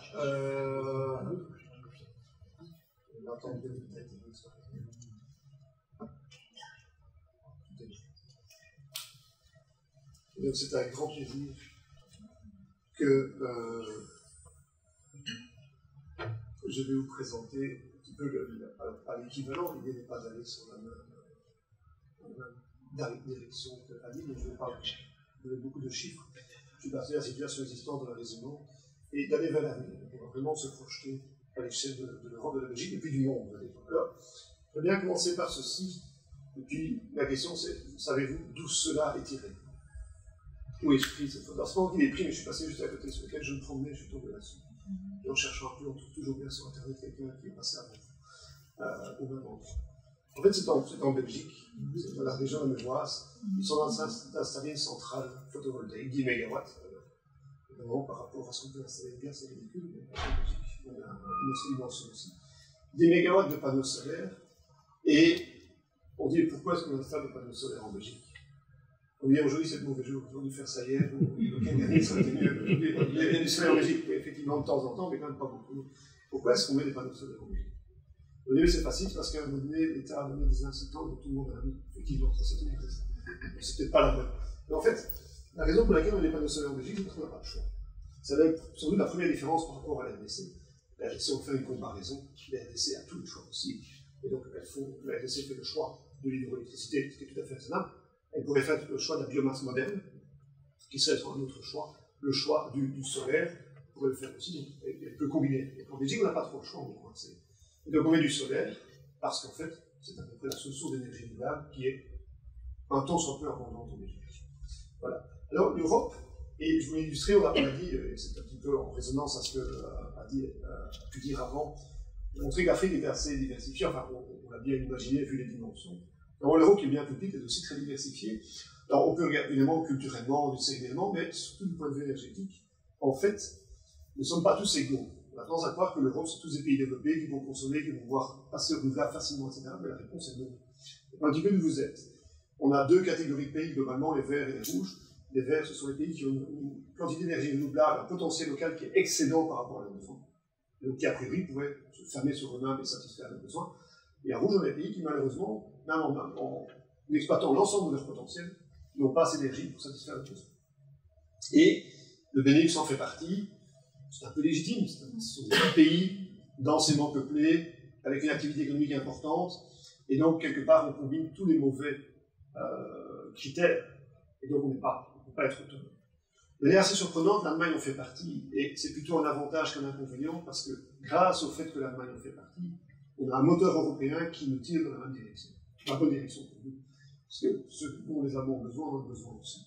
Et donc c'est intéressant d'avoir ce pays-là. On serait juste le Benelux, on serait un petit peu malheureux. Parce que l'Europe avancerait autrement. Évidemment, on a aussi l'Italie qui est en rouge, de manière moins forte, mais quand même. Et donc, vous voyez cette diversité, ce qui fait que les approches pour la transition vont être très différentes en fonction de la région où vous vous trouvez. Et on vient greffer là-dessus, évidemment, des choix politiques, notamment sur du nucléaire, qui créent une très grande diversité. Là, on peut regrouper un petit peu par zone, et on voit là, on a fait ça avec des plus et des moins pour un petit peu simplifier les choses. Je peux prendre quelques exemples. Commençons par la Belgique et le Benelux et l'Allemagne. Eh bien, on a un déficit d'énergie locale. On a décidé de ne pas faire de nucléaire. Alors, je sais que ça va être sans doute un sujet de débat. Georges, je suis certain qu'il va me tomber là-dessus, mais c'est tout à fait légitime. Cette question nucléaire, on vient de fermer les derniers réacteurs en Allemagne. Quelque part, pour le moment, la décision politique est d'arrêter. On a un peu de ressources solaires et on a un peu de vent. Et donc, vous comprenez qu'on va exploiter au maximum ce que l'on a. On n'a pas le choix. Donc nous, en fait, la RDC va exploiter sans doute in fine une fraction très faible de son potentiel, alors que nous, on va devoir exploiter 100%. Et ça va créer donc des tensions, on s'en crée déjà, ça en crée. Alors on peut prendre la France comme exemple. La France était en vert, donc elle a un rapport, elle a plus d'énergie, elle a un grand territoire par rapport à sa population, elle a plus d'énergie renouvelable que de besoin. Elle continue à faire du nucléaire, et en plus elle peut avoir de l'énergie solaire, du vent, de l'hydraulique, de l'électricité. On n'a pas mis tout, hein, et donc on a une très grande diversité européenne. Et c'est ça que je vais mettre en avant pour commencer, brièvement, pour illustrer le fait qu'il n'y a pas une seule politique à l'échelle européenne. Il y a une politique par pays, il peut y avoir une coordination globale, et c'est sans doute ce que nous, en tant que Belges, on doit mettre en avant, parce que si vous regardez la dernière ligne, c'est l'Europe de l'Ouest. Et l'Europe de l'Ouest, elle a des plus partout. Voilà. Le deuxième nucléaire, c'est un peu mitigé, mais elle a des plus partout, c'est-à-dire que quand on se met ensemble, on en a pour tout le monde. Donc on est dans une situation en Europe où la solidarité est la seule voie possible. Alors je pense que la RDC est un peu dans cette idée-là aussi. Évidemment, il y a toujours un esprit économique derrière, mais les 44 gigawatts de l'IGA, ils ne vont pas servir à la RDC. Enfin, en tout cas, jamais en fait, d'une certaine manière. C'est énorme. Alors peut-être dans un futur très lointain, mais en tout cas pas à très court terme. Donc si on construit l'IGA, c'est pour la RDC, mais également pour irriguer l'ensemble de l'Afrique centrale, surtout du Sud, avec de l'énergie électrique. Et donc cette vision régionale, on va dire ça comme ça, sous-continentale, je ne sais pas il faut dire, on doit l'avoir en Europe parce que c'est le seul moyen de s'en sortir, mais sachant que c'est nous qui sommes devant nous. C'est le Benelux et l'Allemagne et l'Italie, mais la France, l'Espagne, pas trop, c'est un problème. C'est pas évident à gérer à ce niveau-là. Et donc c'est un enjeu pour nos régions. Voilà, donc c'est un petit point que je voulais faire avant de démarrer la présentation, c'était de présenter cette diversité européenne, sachant que j'aimerais bien focaliser sur la Belgique, c'était la demande un petit peu fait, mais je suis un peu gêné parce que les chiffres en Belgique, j'ai pas mis de chiffres parce que j'ai écrit la présentation de la ville, donc j'ai rien mis parce qu'on a des chiffres qui sont des fractions infimes de ce qui est en Belgique. Donc, je n'ai pas mis de chiffres, comme ça, voilà, on ne s'offrira pas trop la comparaison. Donc, un défi local, pourquoi un défi? Parce qu'on n'a pas assez d'énergie. Donc, c'est la grosse différence par rapport à l'NEC, si je veux la mettre en avant, c'est qu'en Belgique, on peut faire ce qu'on veut, on ne peut pas importer de l'énergie. Et puis, je parlerai d'un enjeu mondial, alors, je vais essayer d'être assez bref sur cette partie-là, mais pour montrer, c'est là où on rejoint, en fait. Les enjeux sont quand même communs. L'énergie est un enjeu mondial. Alors voilà, on a quand même quelques chiffres pour la Belgique. On a évidemment un pays hyper développé qui consomme énormément d'énergie. Ça, c'est ce que vous consommez par an et par habitant en Belgique. Et chaque carré représente la même quantité d'énergie, c'est équivalent de 100 litres de fioul. C'était combien de kilos de bois par habitant et par jour? 2,8. En Belgique, on a 250 kilos par an et par habitant, donc c'est par an. On a en dessous, mais voilà. Un pays qui n'est pas basé sur la puissance, on consomme quand même pas mal. Et donc, on consomme énormément au niveau des services, évidemment, et dans nos habitations, au niveau du transport, au niveau de l'industrie, au niveau des produits. Les produits, c'est l'énergie fossile qui est utilisée à d'autres fins que pour faire de l'énergie, donc surtout des précurseurs de plastique, plus tous les engrais, etc. Donc, en Belgique, une partie du gaz naturel est convertie en ammoniac pour faire des engrais, donc c'est ce genre de choses. C'est relativement bien réparti, mais ça montre qu'il y a des enjeux dans toutes les dimensions. Alors, ce qui est assez interpellant, c'est que c'est très rouge. C'est très peu bleu, c'est très rouge, un petit peu de vert. Et le bleu, c'est l'électricité, le rouge, c'est le fossile. Et donc, quand on s'intéresse à la transition, c'est un message que je lis, maintenant je pense que je commence à comprendre, c'est pas juste changer le système électrique d'aujourd'hui, c'est changer tout ce qui est en rouge. C'est avant tout cela qu'il faut faire. C'est très compliqué, notamment la mobilité est un enjeu, comme on le sait, au niveau de transition. Alors, comment cela va-t-il évoluer? Eh bien, si on en croit les plans actuels, ça va très peu évoluer. C'est assez surprenant, on a tendance à penser qu'en Belgique, on va être plus efficace, on va consommer beaucoup moins. Et si je regarde les consommations, les prédictions, alors c'est toujours des prédictions, les plans, bien, évoluent peu. Si ce n'est au niveau résidentiel, on a quand même mis en avant l'idée que l'on allait isoler les maisons.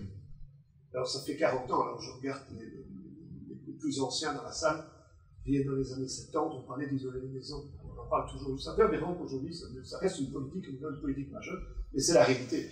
On est encore très loin d'avoir isolé l'ensemble du parc, et c'est un enjeu. Mais donc, on va quand même diminuer au niveau résidentiel, le reste va rester relativement constant et un peu augmenté. Et donc, on ne s'attend pas à avoir une énorme modification du besoin énergétique, à politique plus ou moins constante. Et donc, ça, on va en reparler par la suite.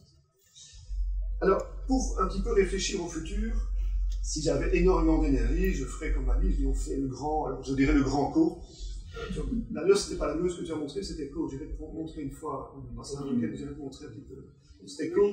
On va faire le grand co, on va tirer combien 50 kW, 100 kW, et voilà, donc voilà, on n'a pas ce luxe, donc on doit réfléchir, on doit optimiser un peu tout en fait.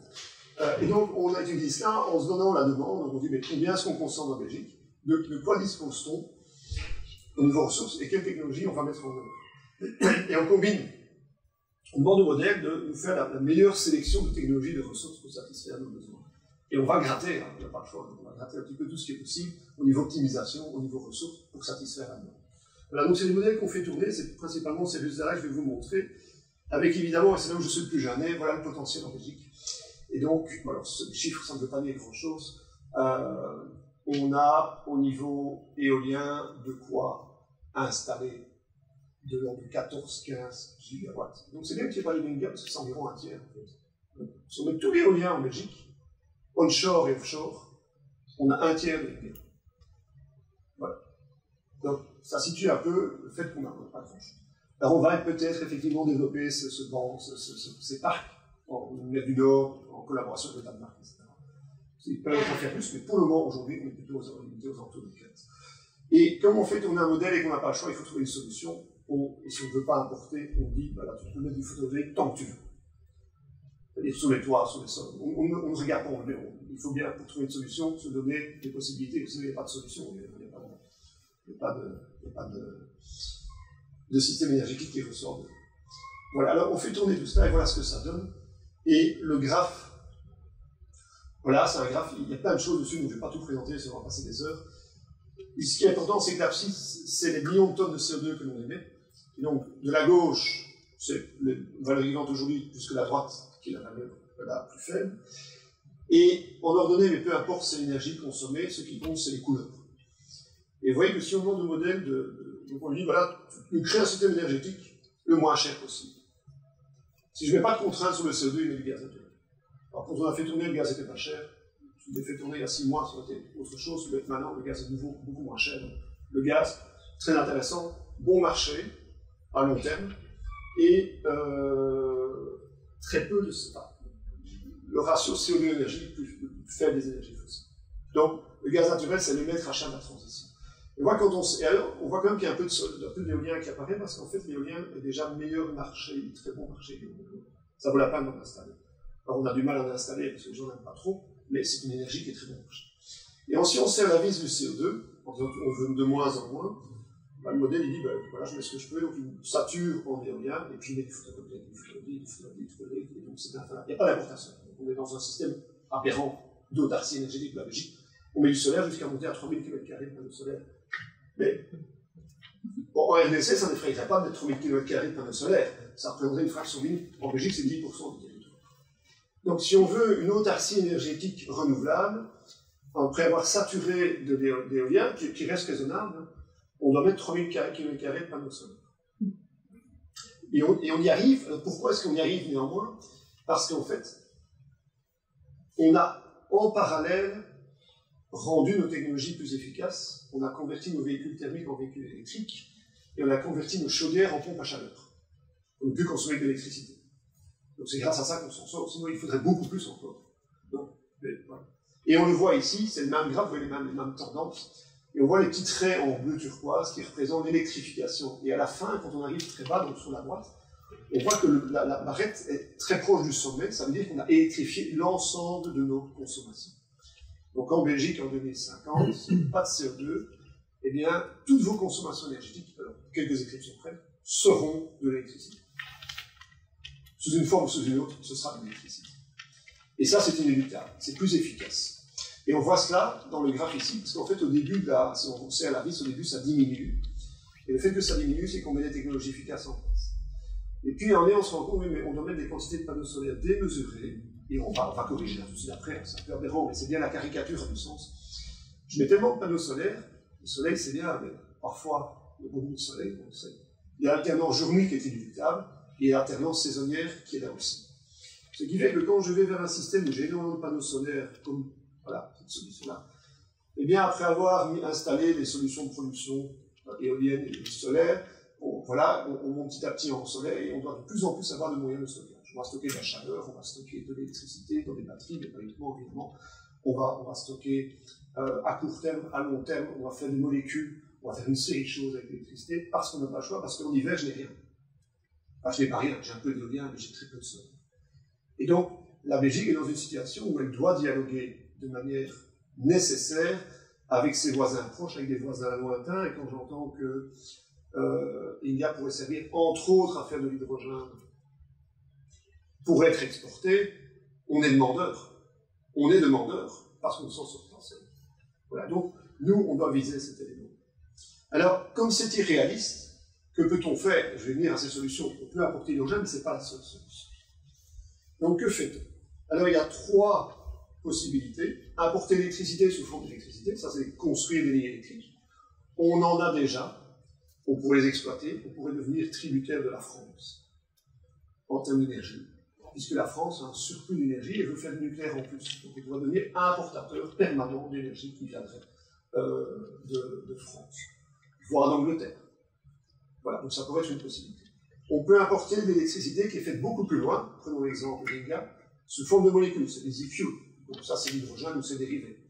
Et donc on demande à des pays qui ont énormément de potentiel renouvelable, principalement solaire, de produire de l'hydrogène qu'on va transporter sous une forme ou sous une autre par bateau pour venir le livrer au port d'Anvers et pouvoir avoir de l'énergie.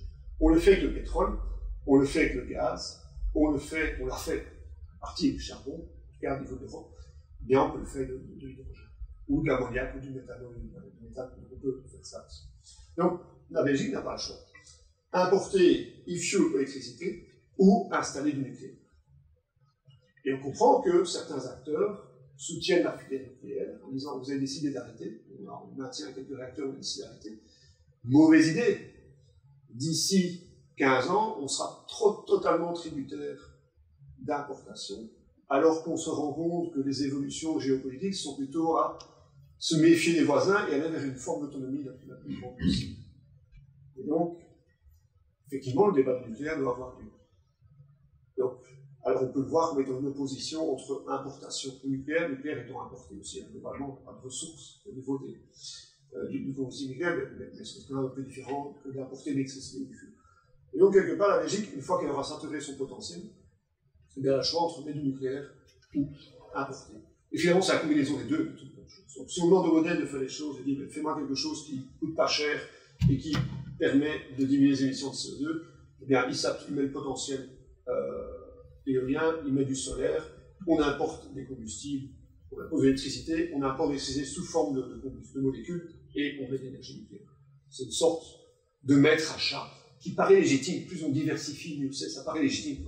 Donc ça, c'est un peu ce que c'est. Mais il y a des défauts, des inconvénients. Au niveau du nucléaire, il y a des décisions politiques, etc. Le problématique de la Belgique, c'est l'indécision. Bon, on le sait, c'est pas nouveau. Et donc, on est un peu coincé à ce niveau-là. On ne sait pas ce que l'on fera à l'horizon de 2035-2040. Et il faut décider aujourd'hui. On ne peut pas se permettre d'attendre. Donc là, on a vraiment un nœud à résoudre. On doit décider aujourd'hui pour 2040, donc c'est-à-dire dans une quinzaine d'années. Mais personne ne fait ça. En tout cas, en Belgique. Ça fait mal. Voilà, donc ça c'était le premier élément sur la Belgique. Je n'en dirai pas plus. L'enjeu mondial, alors, j'ai relu un petit peu les consignes de Hadi, il me dit, mais c'est un public non technique. Alors désolé, pour le public non technique, ça va faire. Voilà. Je ne vais pas aller dans les détails, mais il y a des choses que... Donc voilà, n'hésitez pas à poser des questions s'il y en a par après. Même pendant si vous voulez vraiment comprendre directement, même pendant l'exposé, s'il n'y a pas de souci. En fait, je reviens à l'échelle mondiale. Donc, oubliez la Belgique. La Belgique, ça ne représente rien. Finalement, les petites discussions qu'on a autour, est-ce qu'il faut du nucléaire, pas de nucléaire, on est 10 millions d'habitants, on ne consomme pas grand-chose, ça n'a pas beaucoup d'impact à l'échelle mondiale. Donc on doit se poser la question de que fait-on à l'échelle mondiale. Et à l'échelle mondiale, aujourd'hui, la décision, dans la plupart des pays, c'est d'aller vers des énergies renouvelables. Ça c'est la décision. Et les deux énergies qui seront dominantes, et les LDC sont une exception, une des exceptions importantes, mais l'exception quand même, la plupart des pays vont vers de l'éolien et du solaire. Ça c'est la réalité. Donc ça, c'est ça. Alors, il y a une raison à cela, c'est qu'on va voir le potentiel est à mort. Mais on doit se poser la question de, est-ce que c'est anodin? Est-ce que je peux prendre simplement, laisser la question se poser différemment, parce qu'on est en développement, donc on ajoute des éléments. Nous, on est en substitution. Donc la question qu'on doit se poser, et à l'échelle mondiale, au niveau économique, il y a beaucoup d'endroits où ce sera la substitution. Est-ce que je peux simplement remplacer des centrales au gaz, des centrales au charbon, une série d'éléments, par de l'éolien et du photovoltaïque, sans autre conséquence? Alors oui, on voit les éoliens, on a des panneaux solaires sur le toit, et on n'a plus de centrales avec des réfrigérants, mais est-ce qu'il y a d'autres conséquences? Et donc, c'est vraiment une question importante. Alors, quand je parle d'éolien et de photovoltaïque, c'est y compris le fait qu'on doit intégrer ces énergies, qu'on doit stocker, etc. Donc, c'est non. On regarde ça sous l'aspect du retour énergétique, qui est le ratio entre combien un équipement de production d'énergie va produire par rapport à combien on a dû investir en énergie pour le mettre en œuvre. Ceux qui font un peu de business, c'est comme un retour économique. On va investir pour récupérer, pour produire la forme, ça peut être l'équivalent d'un seul d'énergie pour produire. On n'a rien sans rien. Donc voilà. Alors, historiquement, je pensais que c'était la valeur absolue de ce chiffre qui était important. Et je me trompais. C'est important, de la science dans certains sens, vous allez voir, c'est plus compliqué que ça. Donc, d'où vient le fait qu'on consomme de l'énergie pour produire de l'énergie? Ça vient de deux dimensions différentes. La première, c'est qu'il y a l'autoconsommation directe, on voit la boucle, donc le système énergétique, on va produire de l'énergie, on va autoconsommer l'énergie. Alors, c'est pas, je ne consomme pas l'énergie celle que j'ai produite moi-même, je consomme celle que d'autres ont produite. Et donc, il y a déjà ces consommations directes. Et la deuxième, c'est la boucle du dessous. C'est l'énergie qui passe dans l'économie et qui revient dans le système énergétique. C'est des biens et services. Oui, si je dois construire une centrale, quelle qu'elle soit, j'ai besoin de matière et donc j'ai besoin d'accès à l'énergie. Donc voilà les chiffres. Et les chiffres aujourd'hui, c'est principalement l'énergie directe qui est autoconsommée par le système et très peu d'énergie indirecte. Donc on est dans une société où, finalement, les équipements énergétiques ne représentent pas énormément de capital au sens économique, pas beaucoup de matériel, de biens, etc. C'est très peu. On produit énormément avec très peu de biens. Et donc on a un petit chiffre en dessous et un gros chiffre en dessous. Ce qui fait que, voilà, le ratio il est à 9,4, mais peu importe la valeur, on s'en moque. Ce qui peut se passer, c'est que, et c'est pour ça que le chiffre absolu est intéressant. Admettons que je double la valeur du dessous, je la triple. Ça n'a pas beaucoup d'impact sur la valeur du dessous, sans changer celle du dessus. On ne le verra pas beaucoup, parce que je change un petit chiffre, mais j'ai quand même doublé ou triplé. Donc l'économie, par où ça passe, peut le voir, mais je ne verrai pas dans mon chiffre. Donc ce qu'il faut regarder, c'est pas tellement les chiffres, c'est la distribution et la répartition et la composition de ce retour énergétique en disant, oui, finalement, c'est quoi cette partie bleue? Et est-ce qu'elle va augmenter ou diminuer quand je vais passer à l'énergie renouvelable? Et si, on va voir ce que ça donne. Si elle augmente, elle va augmenter, évidemment. Ça va avoir des conséquences. Et donc, cette partie bleue, c'est les biens et services et le capital au sens matérialité. Et tout un chacun se rend compte que mettre des éoliennes, mettre des panneaux solaires, c'est quand même beaucoup plus lourd qu'une bonne vieille centrale nucléaire. En termes de matériel, je ne parle pas d'autres conséquences, on pourra discuter d'autres enjeux, mais si je parle simplement en termes de masse de béton, d'acier et autres éléments, il vaut mieux une centrale nucléaire ou une centrale au gaz, au mieux une centrale au gaz, c'est un peu plus léger, que des panneaux solaires ou des éoliennes. Et donc on va souffrir quand on va passer en renouvelable, et c'est vrai également, c'est vrai pour tous les pays, c'est à l'échelle mondiale, on va souffrir du fait que la boucle bleue va augmenter. Et ça, c'est un inconvénient. Alors, on étudie ça dans un modèle économique, et je vous passe les détails, ça c'est le potentiel. En fait, on aura beaucoup d'énergie renouvelable, il y en a trop, il y en a tout ce qu'il faut, voilà. À l'échelle mondiale, on a un potentiel qui est énorme par rapport aux besoins, on voit les chiffres ici, donc, et peu importe le ROI en absolu, etc. La question n'est pas le potentiel, c'est sa mise en œuvre, et est-ce que notre système économique mondial est capable d'encaisser quelque chose. Sachant que pour bien faire, on doit faire la transition entre aujourd'hui et 2050. Donc on doit travailler à marche forcée. On aurait 200 ans, vous direz, ok, on y va petit à petit, et la fête est faite. C'est pas de souci, on ne verra pas. Mais ici, on a une transition très courte, et de plus en plus courte. Moins elle agit, plus elle sera courte, et plus le champ sera court. Et donc, est-ce que l'économie mondiale est capable d'encaisser ça? Eh bien, la réponse va d'abord être positive, ou d'abord très négative.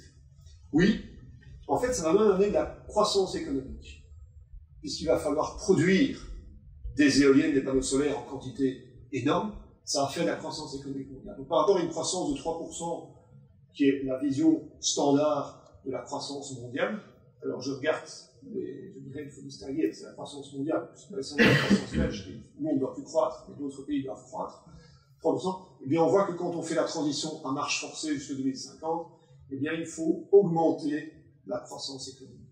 Donc on va booster l'économie. Alors, la plupart du temps, on se réjouit. Bah oui, l'activité économique marche bien, mais c'est super, tant mieux, ça va faire de l'emploi, etc. Effectivement, c'est très positif. Je passe certains éléments parce qu'on aura plus de temps pour la discussion. Effectivement, ça fait de l'emploi. Oui, il faut bien des gens pour construire ces panneaux solaires, ces éoliennes, pour les installer, pour les entretenir, et comme c'est énormément d'équipements, eh bien ça demande beaucoup de gens, beaucoup plus que dans le système énergétique. Donc ça fait de l'emploi, et notamment le système énergétique devient un système qui, aujourd'hui, c'est un art de l'économie. Alors, ça peut paraître aberrant ce que je dis, mais dans le PIB mondial, le secteur énergétique, il représente quasi rien, c'est quelques pourcents. Et on s'est rendu compte récemment que l'énergie, ça touche tout le monde directement. Ça touche toute l'économie, mais son poids est très faible. Eh bien, dans le futur, si on passe au renouvelable, le poids du secteur énergétique dans l'économie va augmenter. Il y aura beaucoup plus d'emplois, ça ne veut pas dire qu'on diminue le reste, donc ça veut dire que le taux d'emploi augmente. Alors c'est par rapport à la population totale, 60% de la population totale, c'est-à-dire que c'est 100% d'emploi. Il n'y a plus de chômage. Voilà, toujours bien, mais c'est marginal. On est dans le plein d'emploi, on a une croissance économique très forte. Alors il y a peut-être des économistes dans la salle qui sont beaucoup plus versés que moi, mais quand je combine plein d'emploi et croissance économique, on sait que ce n'est pas nécessairement les bons ingrédients. Quand la machine s'emballe, ce n'est pas bon. Alors, premier élément, c'est qu'en fait, on a cette croissance, on a le plein d'emploi, mais ce n'est pas encore suffisant. On a tellement besoin de développer la transition énergétique, et de mettre ces panneaux et ces éoliennes, qu'en fait, le secteur énergétique va cannibaliser les autres secteurs de l'économie. Alors, pour dire simplement, plutôt que de fabriquer des voitures, ce qu'on fait abondamment aujourd'hui, eh bien on va fabriquer des éoliennes. Donc on va commencer en fait à venir rogner sur la consommation finale des personnes au profit du système énergétique. Et ça se traduit dans le modèle économique par un taux d'épargne de l'économie qui augmente. On est aux alentours de 23%. Ça veut dire quoi? Ça veut dire que dans le PIB, dans tout ce qu'on produit, il y a 23% qui est réinvesti dans le capital productif. Et le reste, c'est la consommation finale des personnes, des gouvernements, etc. Eh bien, on va passer de 23, 24 à 40%. C'est-à-dire que 40% de son produit est réinvesti dans des machines, dans des biens, alors pas uniquement les éoliennes, mais c'est des machines qui font les éoliennes, etc. Donc c'est vraiment toute l'économie autour de l'énergie qui est boostée. Alors 40%, et je l'ai écrit quelque part, malheureusement, les seuls, enfin pas malheureusement, mais c'est comme ça, les seuls moments où on a connu 40% dans nos sociétés, c'est pendant les guerres. Pendant les guerres où on est nous-mêmes en guerre. C'est-à-dire qu'on décide, pour des raisons voilà, de défense du territoire, on dit ben, vous travaillez tous, vous travaillez plein pot, tout le monde au boulot, mais ça sert à fabriquer des armes, des chars, des avions, donc vous en profitez. Eh bien, on va arriver dans une situation un peu similaire. C'est-à-dire qu'on va dire à tout genre, vous travaillez beaucoup, et comme c'est le plein d'emploi, vous pouvez même négocier un peu vos salaires en disant, mais oui, moi, t'as besoin de moi, donc parce que c'est le plein d'emploi, quand c'est le plein d'emploi, c'est l'employé qui, quelque part, a le pouvoir de négociation. Parce que les entreprises essaient de recruter et il n'y a pas de chômage. Vous aurez plus de salaire, etc., mais vous ne pouvez pas en profiter. L'État va venir va utiliser votre travail à des fins productives et pas à des fins de satisfaction des besoins des personnes. Et donc, c'est un taux d'épargne de 40%. Alors après, ça rediminue, et on a donc une période entre 2030 et 2040-45 où on va devoir vraiment se serrer la ceinture et se mettre en économie. C'est le seul mot, voilà, c'est le mot officiel pour ce genre de choses. Alors, on a plein d'emplois, croissance économique, une machine qui tourne à fond, ça fait de l'inflation. Ah oui, il n'y a pas de choix. L'économie, elle fait tragiquement, elle prix monte. C'est normal parce qu'il n'y a plus de biens. On a vidé le système des biens de consommation finaux et on a payé les gens plus. Donc, les prix augmentent. Et on sait bien, et c'est là où je veux en venir, que ce ne sera jamais équitable, ce genre de choses. C'est jamais distribué sur l'ensemble de la population. Si c'était le cas, ce ne serait pas grave. Si tout le monde devait endosser, et je dirais, subir les conséquences de manière équitable, ce serait pas un problème. C'est jamais équitable. Et dans ce genre de choses qui est à l'échelle mondiale, on sait qui va souffrir. Et ça, c'est un gros problème. On doit éviter cela. Donc, on sait que c'est toujours les pays les plus faibles et les moins développés qui sont dans la farce dans cette question. Et donc, c'est un problème majeur. Donc, l'économie de guerre que l'on veut mettre en place, sans être une guerre, va faire souffrir beaucoup de gens. Et ça, c'est un problème. Alors, on a une alternative, et je ne l'ai pas trop montré, il faut que je retrouve mon gars.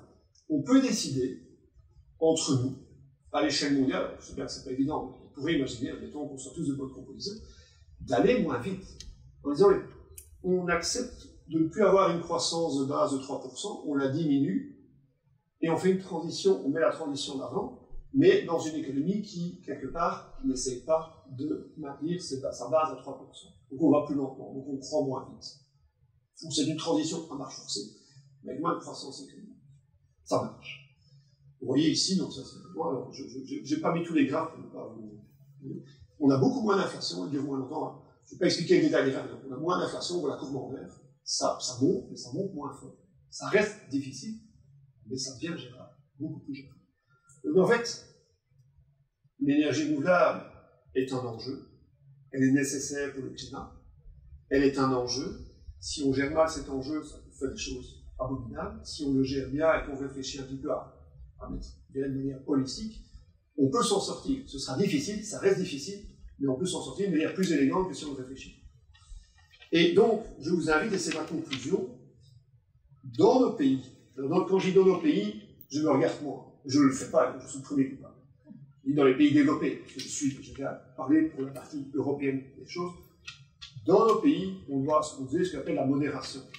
Et on ne peut pas attendre à croître économiquement et à vouloir toujours plus, etc. Il faut accepter que, au moins pour une ou deux générations, on doit se calmer.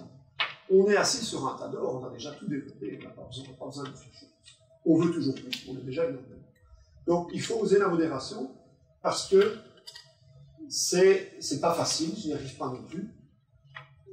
Et ça demande effectivement de se mettre un peu en difficulté. Voilà. C'est là qu'il faut de l'audace. C'est comme quand je ne l'ai jamais fait, je ne le ferai jamais de ma vie. J'imagine la personne qui se retrouve dans ses sauts élastiques au bord du précipice et qui se dit je saute pas. Quoi. Moi je redescends l'échelle, je ne saute pas. Donc il faut oser sauter. Voilà, je n'ai pas encore réussi, mais il faut oser. Il faut oser la modération. Et on peut même. Alors, pourquoi est-ce qu'il faut oser la modération? Parce que si on arrive dans le schéma vert que j'expliquais ici, et que nous on ne fait rien, que nous on veut croître, ce sera au détriment de la croissance des pays d'Afrique, des pays d'Asie, des pays d'Amérique du Sud, de tous les autres. Ou alors on n'y arrivera pas. Et donc, quelque part, on doit se modérer d'autant plus qu'on doit laisser les autres croître. Et ça, c'est un enjeu qui est important. Et donc, je suis prêt à le faire, mais je n'ai pas encore trouvé, j'écoute plein de trucs là-dessus, etc., mais je n'ai pas encore trouvé. C'est pas que je manque de motivation, c'est que je ne sais pas comment. Je pense que la société globale doit changer. Alors, il faut le présenter positivement, je ne pense pas que je le présente positivement, donc ça m'embête, mais quelque part, il faut essayer de le présenter positivement. Alors, je vais quand même vous montrer quelque chose. Dans cette conclusion, c'est une conclusion qui est un peu longue, je suis désolé. Il y a des gens qui ont calculé, c'est des gens intéressants, ils ont calculé le minimum pour vivre décemment. Et donc, il dit quelle surface d'habitation il faut, quels biens et services, etc. On n'est pas obligé d'acheter un peu tous les 15 jours, de changer de chaussures tous les X, etc. Donc, effectivement, on n'est pas plus heureux parce qu'on a acheté plein de vêtements à la fin de l'année. On est d'accord là-dessus. Peut-être que ça rend quelques personnes heureuses, mais globalement, je ne pense pas que ça me rend particulièrement heureux, surtout que nos garde-robes sont déjà pleins. Donc, ils ont calculé le minimum. Par exemple, là, il faut que les gens vivent décemment, mais quel est le minimum? Il est assez bas, hein. Donc, sur l'échelle mondiale, on est ici. Hein. Pour le monde, on est là-bas en haut. Donc, ça, c'est le minimum jugé décent. C'est très individuel. Hein. Là, il y a des gens qui disent qu'il faut absolument une piscine chauffée en hiver, prendre l'avion tous les jours. Là, ça, c'est le minimum décent. On n'y est pas, on ne se dirige pas vers là, mais c'est un bon point de progrès. On est en Belgique, en RDC, ils sont en dessous. Soyons clairs, en RDC, ils sont en dessous du minimum pour une vie décente. La plupart. Alors, ce que vient Valia dit qui est très important, c'est que la RDC est à la fois divers géographiquement, au niveau des populations, il y a une diversité, évidemment, d'accès aux services qui est monumentale, sans doute plus importante que chez nous. Et donc, en RDC, il y a des gens évidemment qui sont très très hauts, mais la moyenne de la population est en dessous du minimum. Donc ça, c'est le minimum pour une vie décente, nous on est largement au-dessus. Donc, on peut se poser la question de savoir, qu'est-ce qu'on peut faire, est-ce qu'on peut diminuer, est-ce que ça change notre vie? Alors, on étudie ça, donc ça c'est le minimum pour une vie décente, ça c'est où on est aujourd'hui, on a une transition, mais ça descend de manière assez, je dirais, linéaire, et c'est un peu ça qui m'embête. Donc je vais avoir une conclusion que vous n'avez pas aimée, mais c'est pas le choix. Il faut être honnête en fait. Parce que oser, c'est aussi dire les choses. C'est que, on pourrait très bien se dire, mais si on diminue 10% en Belgique, on verra un vrai changement. Ça pourrait être sympa de dire, on doit diminuer 10% et on verra une différence dans le système. Peut-être qu'on verra quelque chose de positif qui va apparaître. On n'aura pas besoin de telle technologie, ou bien telle chose va disparaître. Voilà, et si on va à 15 ou 20%, on aura ça. En fait, malheureusement, si on n'essaie pas en dessous de 50%, on ne peut pas diviser par deux, je n'y crois pas, et si on ne va pas en dessous de 50%, il n'y a pas de changement majeur du système énergétique. On fait tout un peu moins. Donc on chauffe un peu moins, on se déplace un peu moins, on fait ci un peu moins, on fait tout un peu moins. Il n'y a pas vraiment un objectif, je dirais un but super positif qu'on peut atteindre.